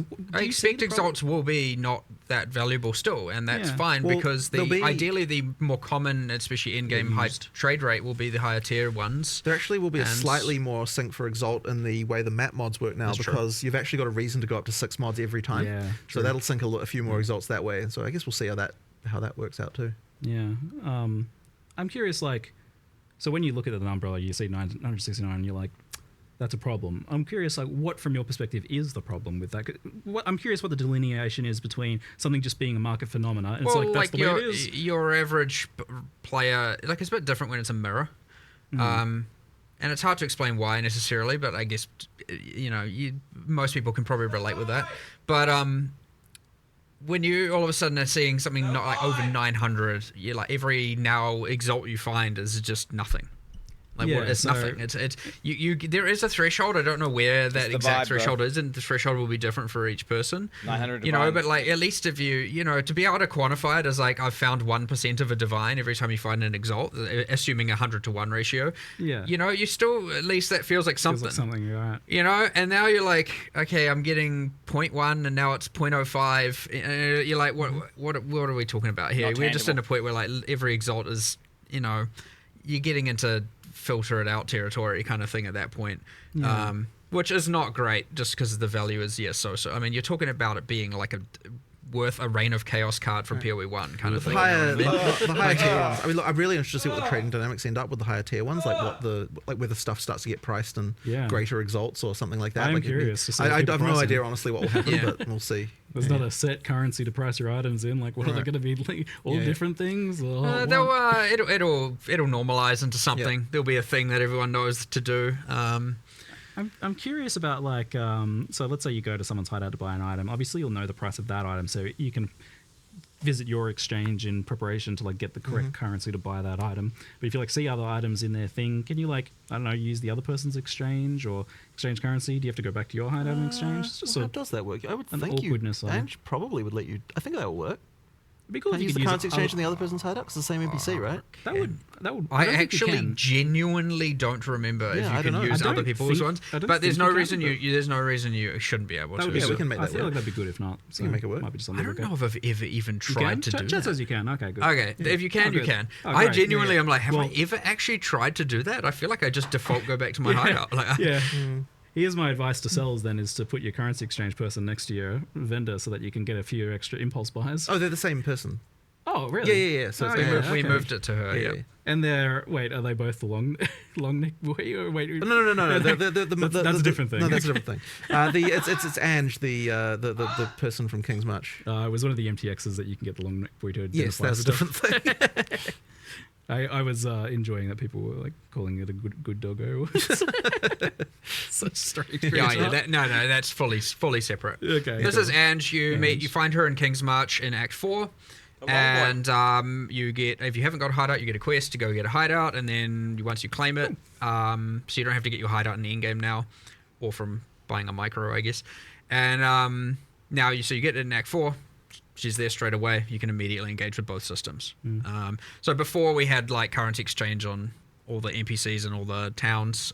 Great. I actually think we might have kept it there just on random NPCs in the interlude and stuff, just so that you don't have to go to your hideout every time. I'll have to check in on whether or not we did that, but I'll eventually, Ange will just handle all of it. So this means you don't gain access to like item trading until the same time as you would gain access to the for the first playthrough in the league, yes. Yep. Okay. But the subsequent playthroughs you can. Yeah, that makes sense. Great stuff. Something I wanted to bring That's up actually not true, by the way. Subsequent is not the case. Oh, really? Because otherwise you have an advantage over new players, technically. No, but subsequent in the same league. Oh, in the same league. Yeah. Per league, you have to. You have to, or you have to have fair ground with new players and existing. You have to unlock it at the same point in time. Yeah. Fucking base devs. Within the same league. Default devs don't understand this basic logic. Something that I wanted to bring up as well was build diversity. That's a thing. We talked a lot about like how there's a lot of buffs for the other archetype stuff. So that's obviously going to be helped by that. But I'm curious, like, your thoughts on like the point if Lightning Spear is 46% of the top 1,500 players, I think it was, or 15,000 players, or 75,000 or something, whatever the number is for Parry Ninja. So 46% is pretty big. I don't know that we've ever gotten that high. Maybe with we did Legion League Cyclone. Cyclone. 51%, I think, of Cyclone Slayers. Yeah, okay. Something like that. So we're not quite there. Not quite there, but obviously it's just as bad. It's just as bad. To be fair, I'm only encountering one class there, actually. Lightning Spear is across many classes. So, maybe it is the worst it's ever been. Because that's just the skill gem itself. Across both games, yes, true. Yes. True. Well, either way, it's bad. So yeah, I'm curious. Like, at what point do you feel that's like a problem? It's obviously a problem for now. what duration is that a problem? Yeah, obviously. But like, what's the point at which it does start to feel like a problem for you guys? And when do you want to even like address it in the next league versus in the current league? Because that's obviously a difficult thing to do. The mid league nerfs. Like, people say they want them, but like the reality is we get crucified for them. Absolutely crucified. Like, it's just if you get on it fast enough, you have to get on it so fast, basically, to make it get okay. away with it. Yeah. And if you can find it, but if you don't know about it for 3 days, well, I know it's silly to say, how do you not know about it for 3 days? If you like misinterpret the severity of it, for example, and everyone starts doing it, you're like, oh no, it seems kind of fine, and then boom, out of control, and like it's now been even one full day, you can have a lot of the player base completely pivot. If that happens on a weekend. If certain people are away and busy, especially people in balance, Jonathan or I and stuff like that, obviously we'll support other people forward. Like you get our staff are playing and all that. So like this stuff does get around and we do learn about it. But like if you slip by even a day, you get to the point where you now have to make an excessively hard decision, which is like make 50% an in-game polling station or 50% NPC angry, right? And it's like there's mid-league nerfs, and so often and sometimes you make the wrong decision. It happens, but look, it's less about like there's a number that's wrong, and it's more about like the way we looked at it this time is like look at all of these bad builds, like why these need to not be this bad. Like you shouldn't be able to make this many mistakes, this many bad decisions, this many wrong decisions. Through supports, passives, everything, all of that. And it's like, we just need to bring all of that up. Now, by doing so, you're bringing everything up. You can't just have Lightning Spear go up proportionally to everything. There's no one's going to swap and play all this other stuff that's now, in that kind of same level of balance. So, yeah, the outliers have to come down. It just has to. You do it. And, in this case, we definitely thought it would be best to, some people will say you should have done it in the league. Yeah. Maybe they're right. Whatever. We're doing it now. We're bringing down those outliers. So, yes, Lightning Spear is nerfed. Let's just rip that Band-Aid off. And honestly, if you're surprised by that, come on. But, like, there are, an insane amount of increases to bad things, wrong decisions. They all should be brought up in line. There should be a lot more viable options, a lot more good things, a lot more viable different classes. The hard part's going to be that the support gem changes are certainly going to result in a bunch of new exploits, and that's going to be real rough because we're going to have to then make all those hard decisions again of like, do we nerf this, do we not, kind of thing for each of those. You eventually get to a point of stability, but when you're adding this much and having to change this much, you're going to have a number of things still go wrong, a number of things still be abused, and we will try and stay on top of them, and we will try, but There'll still be some stuff I'm sure we'll have, and hopefully it's not 47%, and hopefully that number's less. And over the time, you get more stability, more equality in the classes and the balance and the different skills and all of that. And, the vibe angles off. But it's mostly honestly important to not just be like, I want to play a caster, and then you go and later find out that you picked the worst class in the game. And sure, there are still some builds within that are, you could say competitive to some degree, within some threshold. But it sucks to learn that like you get to level 65, which for some players may have taken tens of hours, and then you're like, oh, you're telling me I literally picked the worst class that no one's playing, and I could have just been throwing a lightning spear this whole time and doing 5 times more powerful. That is a real terrible feeling to have. And so making it that you don't like, if the worst was only slightly worse than the best, slightly, so within some margin that you're still at least feeling powerful, you're just not, I feel like then at least you don't feel absolutely terrible about it but when people are just like, you made the wrong choice, like you have to reroll, you're just like, well, that's demotive. Like, I'm demoralized. How are you supposed to know that at the start without doing a bunch of research, right? And so that hopefully over time, and I'll say this is a huge step towards that, we eliminate as much of that just really wrong, bad choices as possible, make things more obvious and intuitive and all of that, and bring up the floor really, and keep bring up the floor, not bring up everything, because again, otherwise don't want back creep for no reason. You're already doing that. What is it? 0.1 second boss fight when it's now 0.09 second boss fight? You know what I mean? Like the ceiling has to come down when they're that extreme in particular. So. I wish you guys didn't have to worry about balance so much, but the reality is that unfortunately you do have to get it to a certain point so that you can even assess that whatever changes you're making or new systems matter, that they are good or fun or whatever. You just can't assess that when something's too far out of alignment. So do you think like if something is looking like it's getting to the point of a lightning spear again in the future, that would be a mid-league nerf, despite not being like a bug or anything? You can't necessarily tell, because at the point where, like, it's what Mark said earlier, like you look at it and you go like, is this actually that bad? And it's very easy to be wrong, and you don't, like, by the time 20% of the community is playing it, it's too late to nerf it. Well, it's because they've invested items. OSR voting poll stuff, right? Like, and now you nerf it. Like you have to make the call before that point, and it's tough. You drive a portion of those players to then quit by taking away the fact literally that, all of them will. Probably. Well, you could argue the nerf is in line such that it's still competitive and good, but they won't feel and see it that way necessarily, right? Like they put all their investment and their wealth of the league into that, and they're taking that away as brutal. So it's like, who do you make quit? And that's it. It's a ultra terrible decision. Bro, so put in plans with the players, let them fight each other. But again, eventually they will blame. taper off, and you won't get that level of extremity occurring that often. Like, and I hope so for you guys, because on the flip side, like I imagine the PB1 went through the same thing. Still happens there as well. I think part of the thing though is when we were going through it, there were less tools for everyone to see what the like disparities were. And so like I feel like as more information is there, like people feel worse about their bad choices than what they previously did. The internet and streaming. Realize just how bad I am. Exactly. Streamers, so bro. It actually I think does exacerbate it a little bit. Like we're going through this now in a bit of a different time than what we did initially, when we had because like early PoE1 had tons of terrible balance going on all over the place. Like I remember like some of the stuff that was happening. But we just can't get away with as much now these days. The old guaranteed crit flask. With your 1,500 crit multi charges on crit. Right. Oh, no. On leveling, so leveling builds are kind of another topic in general as well. Like, do you guys are you looking a lot at like leveling build diversity within each class, or even across classes? In some cases, for some things are strong enough, like Rake Stomping Grounds, where spellcasters are doing it.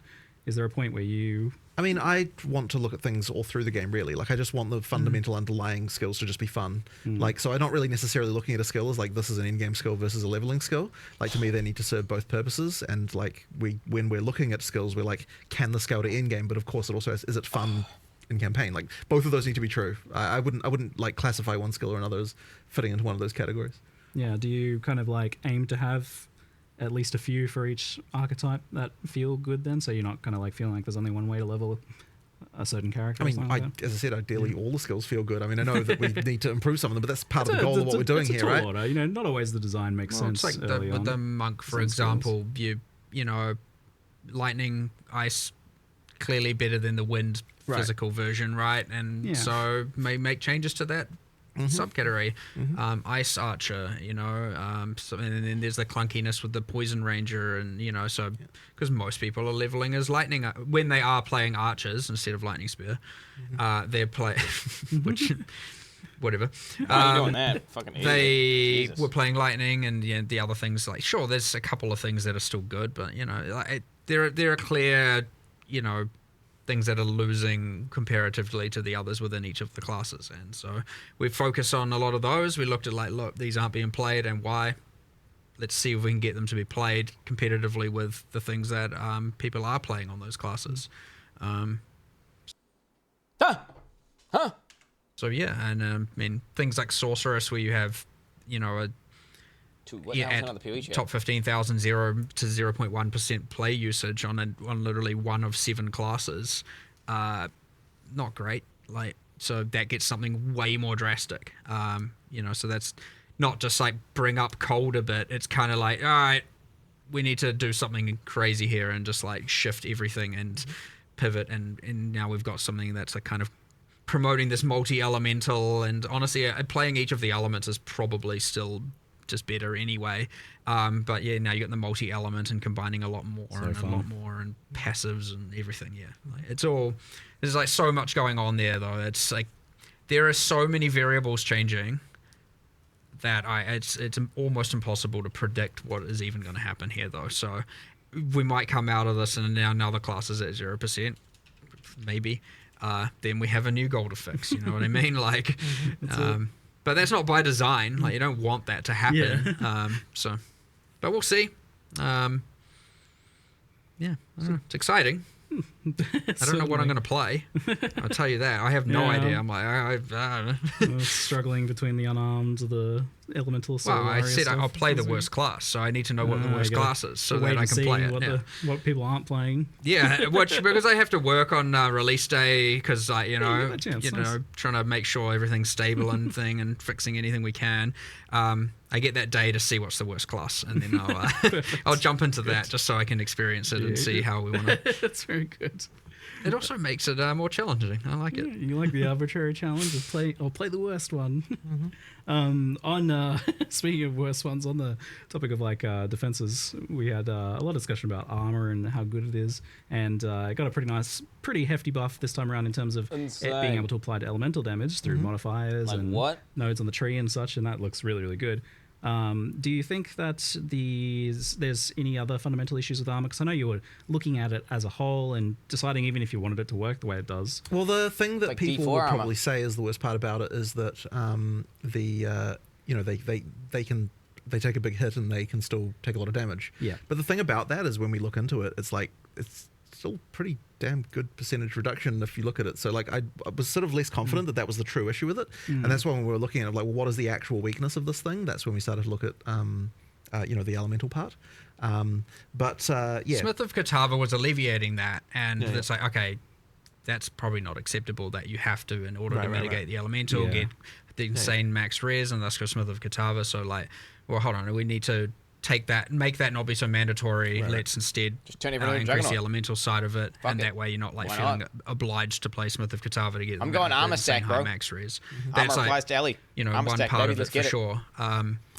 I wouldn't say that we have like another like, oh, here's like there isn't more that we know we full can armor, do baby. to armor right now, right? Like it's full like we armor. need to see how this plays out and see what happens, and then we'll know whether or not there's some issues that we need to And address. obviously, we had the issues where like energy shield, like even just running hybrid was crazy with convalescence and use and a bunch of stuff there. So we've had to make some changes around that as well, bringing that back a little bit, buffing the others. And so there's lots of changes around all of this.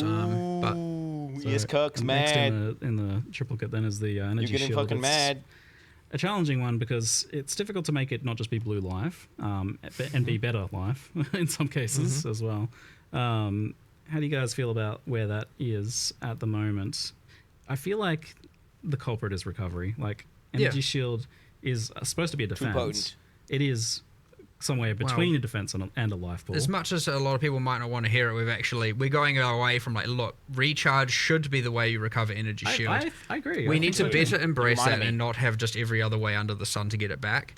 I can't remember the specifics. The patch notes, I'm sure, will tell you. But yeah, it's like, you know, anything that's kind of just like overly trivializing having infinite amount of energy shield is certainly the current main issue. So yeah, I mean, that's part of it, but like, again, like the whole weapon swap convalescence thing, which we have made changes around, is also just like, you get the bonuses of convalescence without having to incur the spirit costs while you're doing your DPS kind of thing is not okay, like, at least not from our end, so making changes around that as well.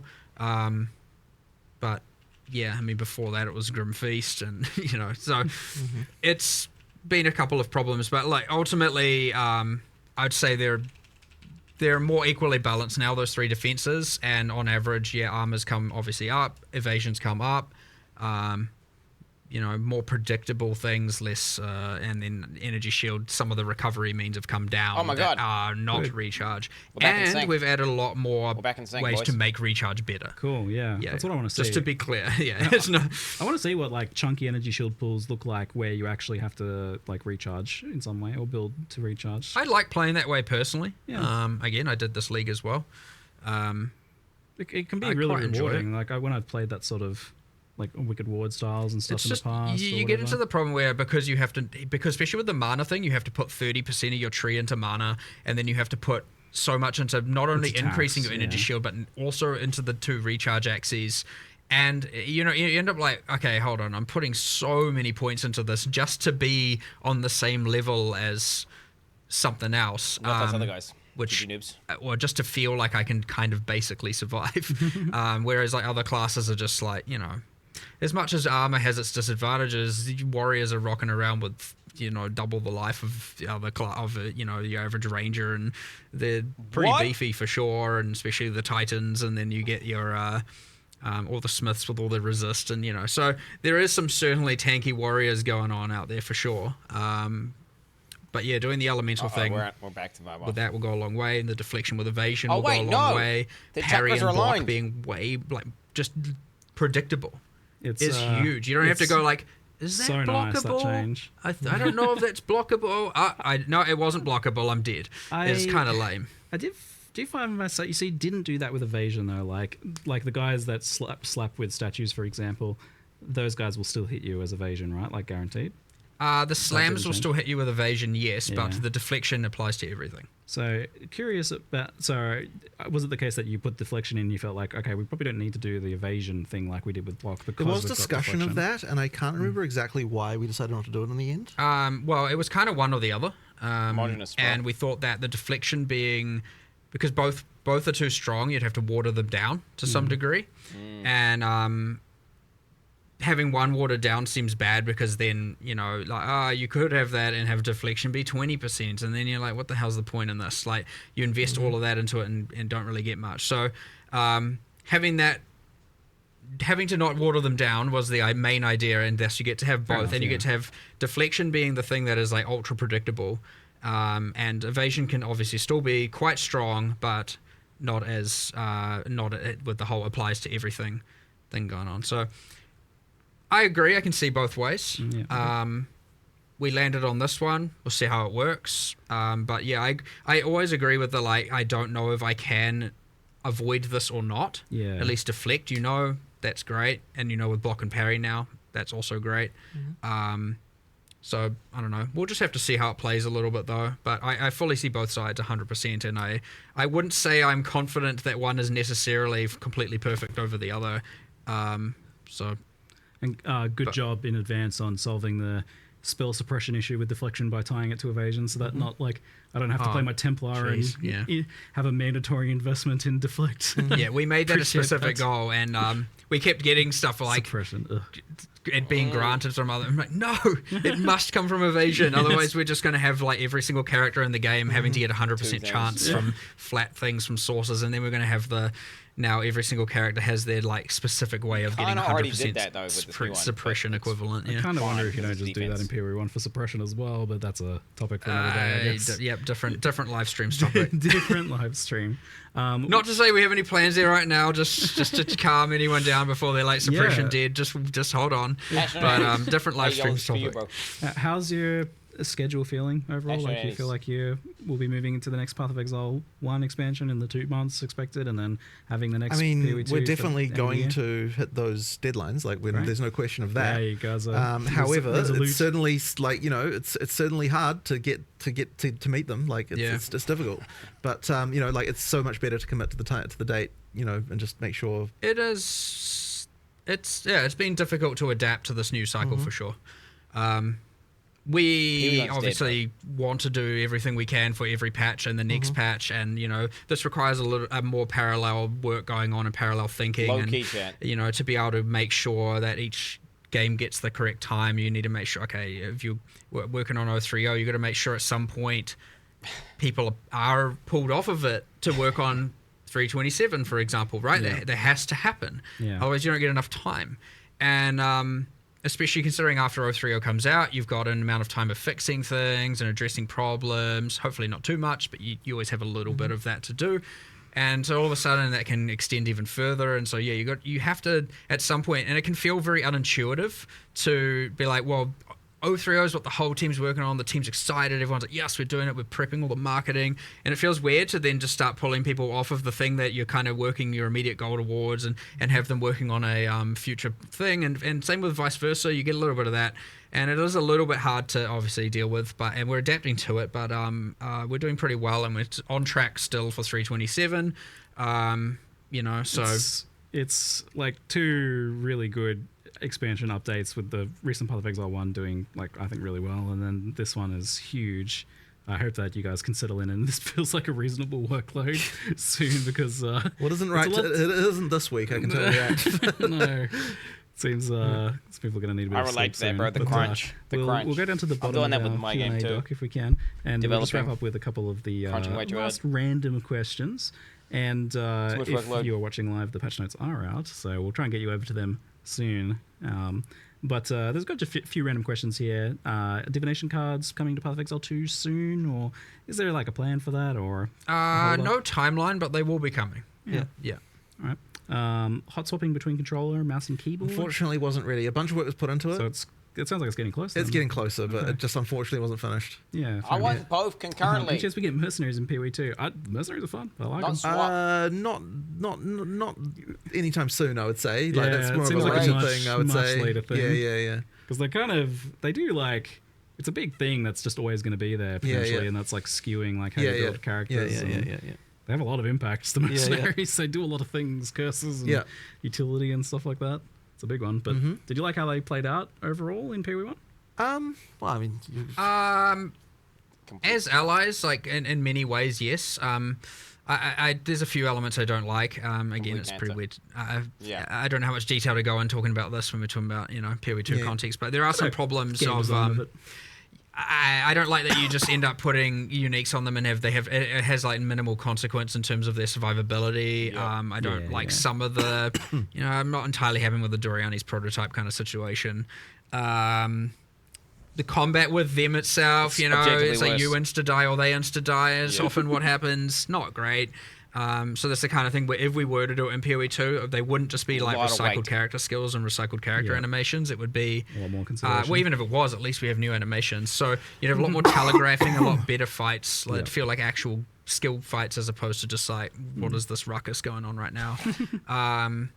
So there's ups and downs to it, and I'm not saying any of that will necessarily drastically change even within PoE 1 or when, but there would be things I would want to do, because I would say the combat of fighting them in PoE 1 is not meaningful. It's very much a who dies first, and you don't even necessarily know why. So, but overall pretty fun. Pretty cool. Big change. It's a good meme for one league. Genuinely pretty happy with how it turned out. Now. To be honest, just a few bits and pieces that need some improving for sure. Cool.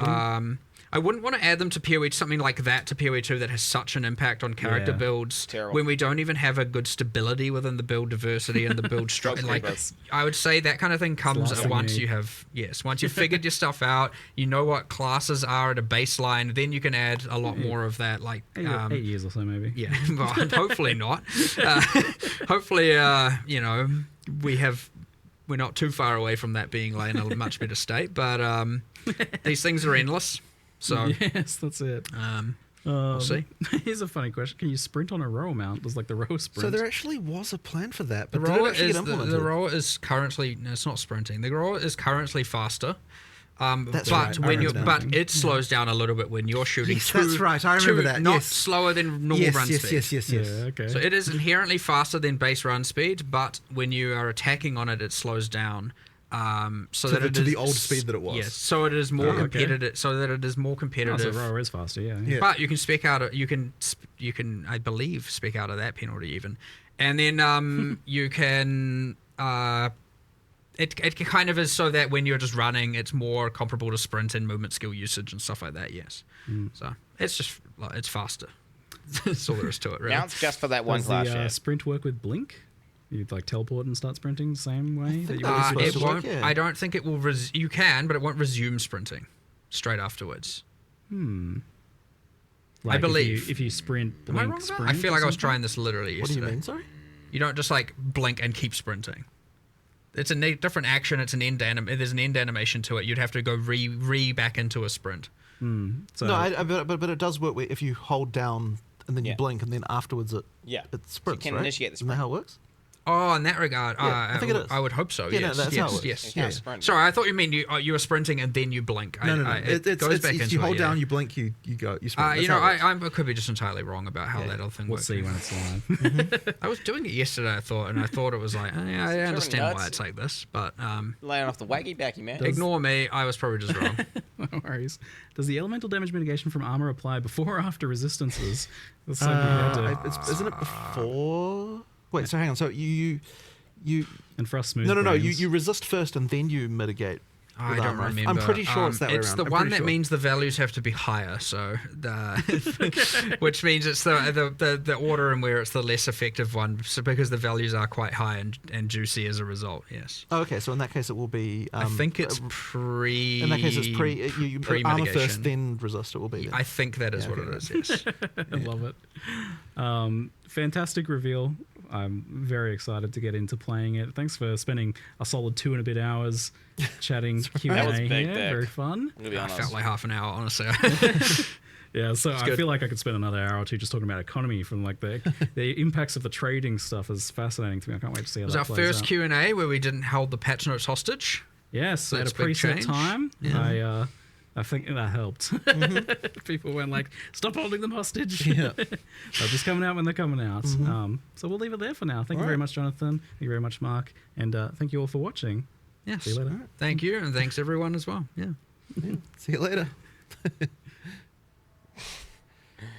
There it is. There it is. There it is. Right, you should end it with a turbo. Turbo.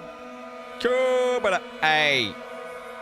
W, right? W. That's a W. Let's see what the PoE chat's saying. They're saying W. Oh. They're saying W. GG, GG. So no new class. Huge W's. GGG. GG. GG, TYGG, GG, GG, W patch, GG. Thank you guys, GG. Good work, GG. 5M please. We are so back, GG. Everyone go, leave. GG. My drop. Okay, so Quinn is a small penis. I'm taking it out of here now, fuck this. Okay, yes, very, very good. Overall, big. Big. What, did I just close everything? Oops. Not want to do that. The fuck? Yeah, overall big W, bro. Let's not get it twisted. What's for us didn't get the drop? What do you mean you didn't get the drop? How the fuck did you not get the drop? It's like right here. How'd you not get the drop? It's watch for 45 minutes. Claim the Sun Priest thingy-majig. What do you mean? Fuck me today was insane reacts, bro. I'm gonna be honest, I got react fatigue. I got fucking react fatigue. Straight facts. Like, holy shit. Overall, what did I learn from these? I learned from this is, yo, it seems like they said fuck it and pulled the pin. Didn't they? They pulled the pin.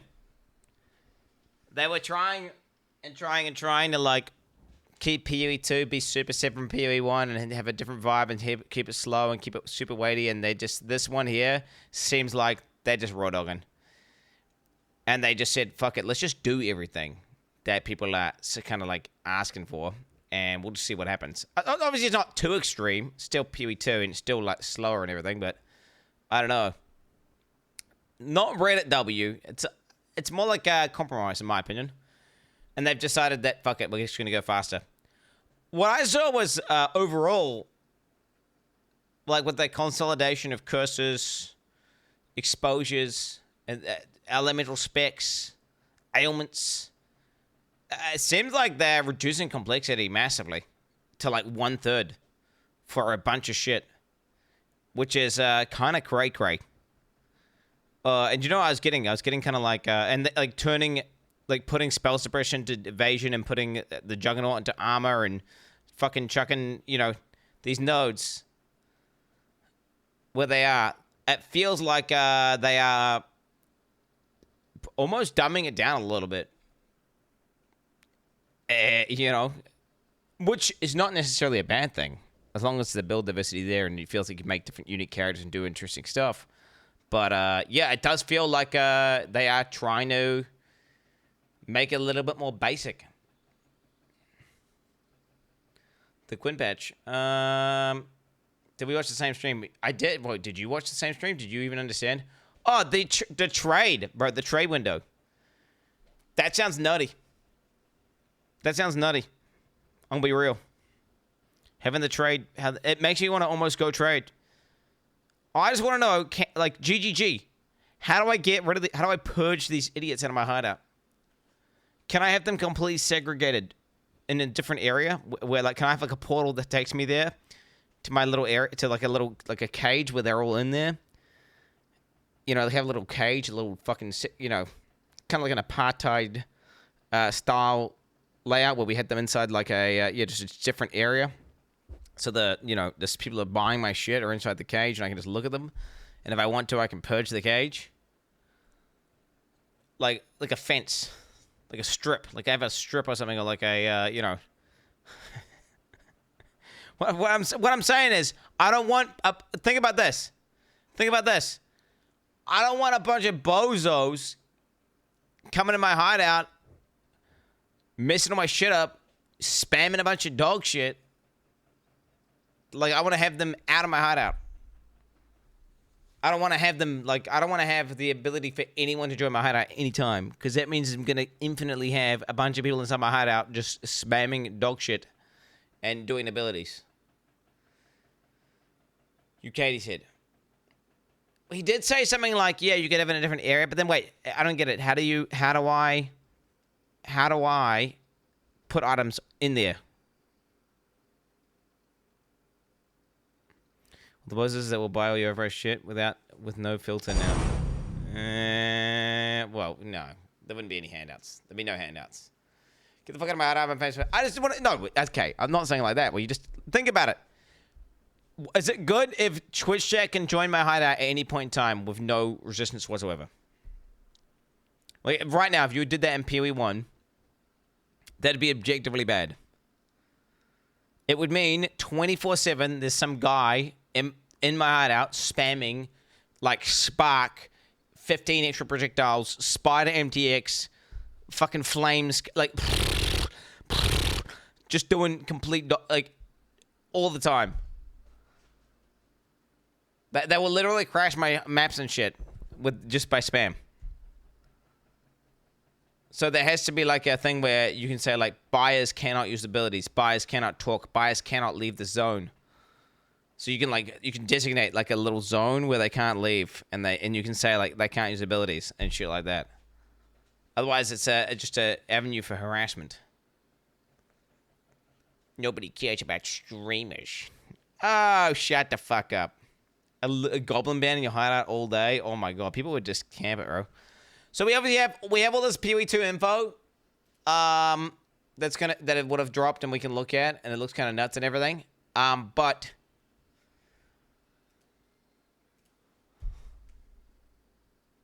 I've got gains to make at the gym, bro. I got gains to make at the gym. I missed one day this week. I can't miss another day. It is what it is. I'm going to skip gym during PoE launch, so I won't be doing gym to go big deck. So I can't be missing any gym pre-launch, obviously. I got gain. What gains? Look at these guns. Look at these guns. You see this shit? They're getting huge, okay? They're getting massive. Dude. I genuinely, Chad, I am getting jacked as fuck. I'm actually, but I didn't even flex at all. If I was to get a pump on right now, you would be like, holy fuck, this guy's jacked. Legends never die, Kadeem. Now, why are you linking this Kadeem shit, bro, for real? I ain't small.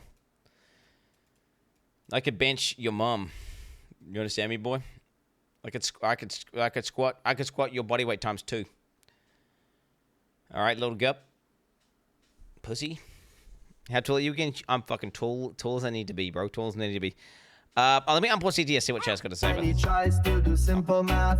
I boba when he logs in.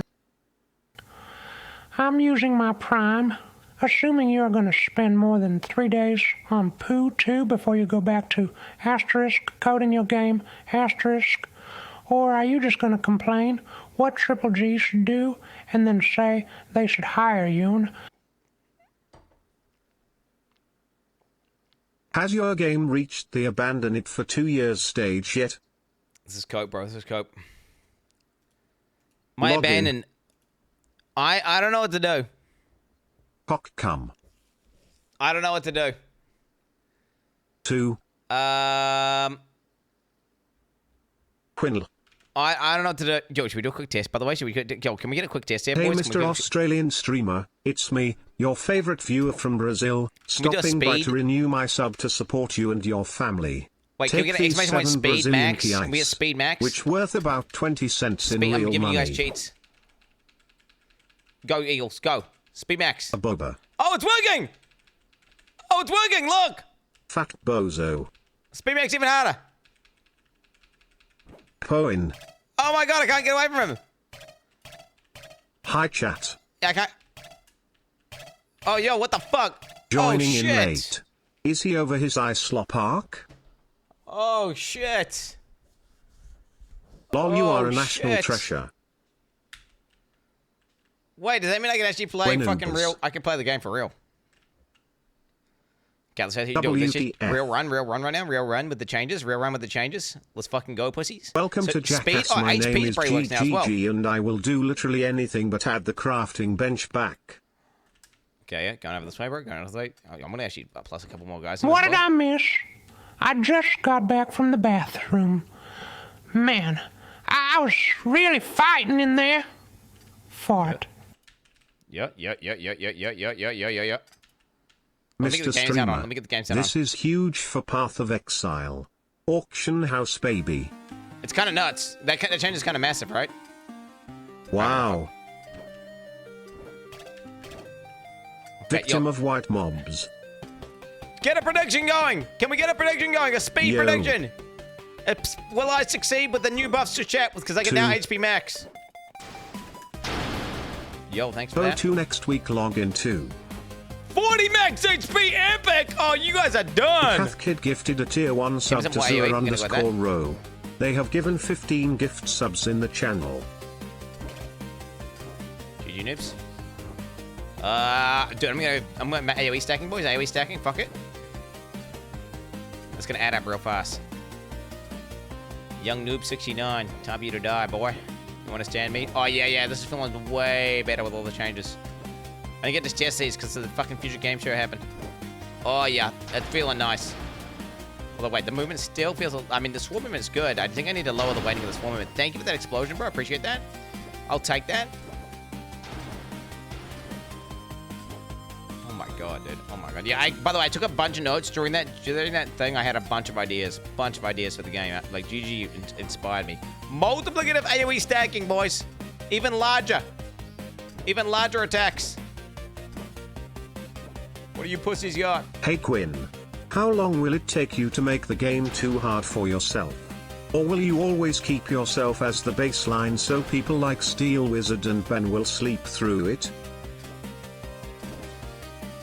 No, it's going to be very much. It's going to be way. The idea is to make you lose over and over and over again. I don't want it to be. There's no way it's going to be. It's going to be way harder than this. This is not hard enough. This right here, balancing is completely off. But it's because we're just troubleshooting and fixing issues. Stranger, bro. Stranger CLL. Fuck off, bro, with this. Oh, fuck off, man. Fucking, what is that attack? Oh, you guys have got 508 miss attack cooldowns on your succubus attack now. It's fucked up. It's bricked. Dude, I need damage. I need damage. Is HP max working? I think it is.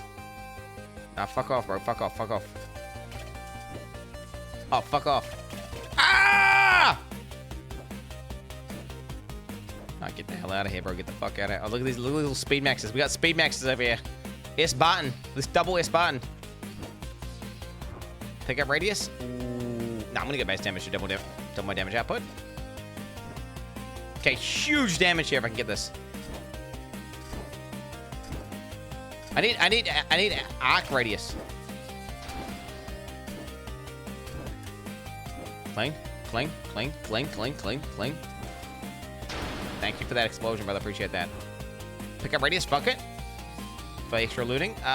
Base damage, 30% more damage. What? How much move speed is Brown? Oh my god. Oh my god. Okay, speed maxing is pretty potent. But then again, if you speed max without any HP, I'm just gonna one-tap you. You understand that, right? Wait, what do I do when someone does a Woody Joe who speed maxes? Am I just dead to that? I think I'm just dead to that, actually. I think I just let any... Oh my god. Yeah, speed maxing Woody Joe is probably gonna fuck me up. Oh, fuck off. Epic pickup radius. I'm taking it. Nah, fuck off, fuck off, fuck off, fuck off, fuck off, fuck off, fuck off, fuck off. Dude, what the fuck? No, the speed is too much! The speed is too much! I just need to get cold damage in the game so I can slow you guys. Oh, Dukes is getting fast. Dukes, that's a fast Woody Joe, bro. Nah, that's a fast Woody Joe. That's way too fast. Holy shit. Okay, 20 max HP, dude. Didn't have base damage. Nah, max HP, fuck it. HP stack, baby. What are we at now? We're at 80 life, 80 life. Oh, fuck. The fast Woody Joe build's coming in. I shouldn't have given you guys the fucking cheat code. I need more damage. Dude, that's bullshit! Okay, dude. Okay, Woodland Strike, bro. Fucking just took my ass out, bro. Holy fuck. Oh my god, commit those changes, because holy shit, that is so much more balanced with the fucking movement speed buff. Holy shit. Hey, that's looking good. Oh wait, everyone's typing F. Yeah, what's up with that? I'm dropping some frames. What the hell? I'm dropping some frames. F5 back. Okay, it crashing now is so good. I did not rage quit. I did not rage quit. Okay, we did have a little F there. Interesting. Hopefully, dude, we do not get Fs. Hopefully we do not get Fs here. That's weird. I haven't had F in so long. I just had F now. Internet, bro. It's all the people trying to get to that PoE fucking again. Dude, free PoE for the weekend. Are the servers going to be completely cooked? Are they going to be completely cooked? Like, is EU... Okay, dude, mode motherfuckers, when they said they were DDoSing themselves, dude, that cracked me up way too hard. Wait, that's based, though. That's based. Fucking DDoS themselves. Gigachads. Okay, fuck it. No NZ server? What do you mean no NZ server? No. No. They'll have an NZ server, bro. What do we got now? Update Path of Exile 2, bro. Let me unpin PoE 1. That's old news, bro. Get that shit out of here, homie. We need to be Path of Exile 2. New Path of Exile 2. Pin. Wait, what? Open file location.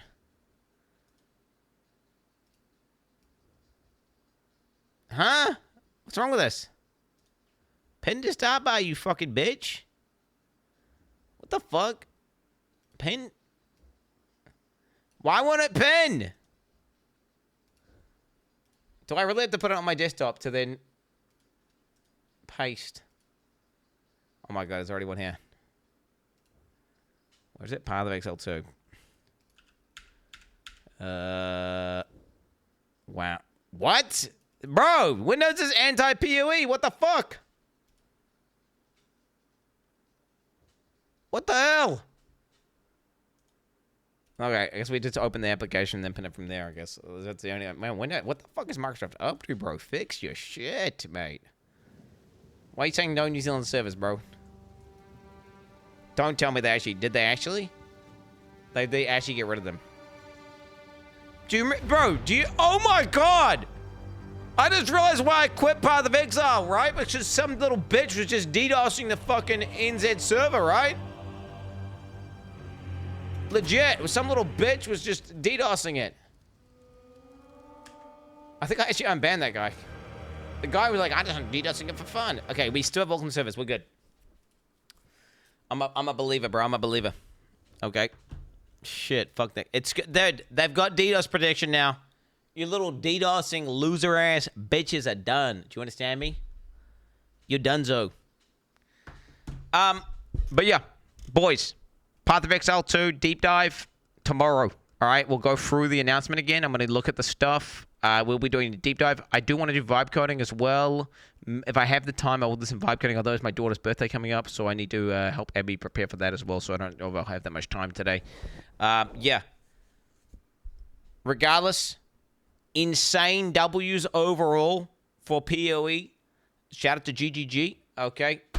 I do want to play the game and see how much they have compromised, because obviously it did look like a lot of compromises, and it does look like a little bit they were actually making the game a lot more simple in a lot of ways, which is like, you know, I need to play it and get a vibe check.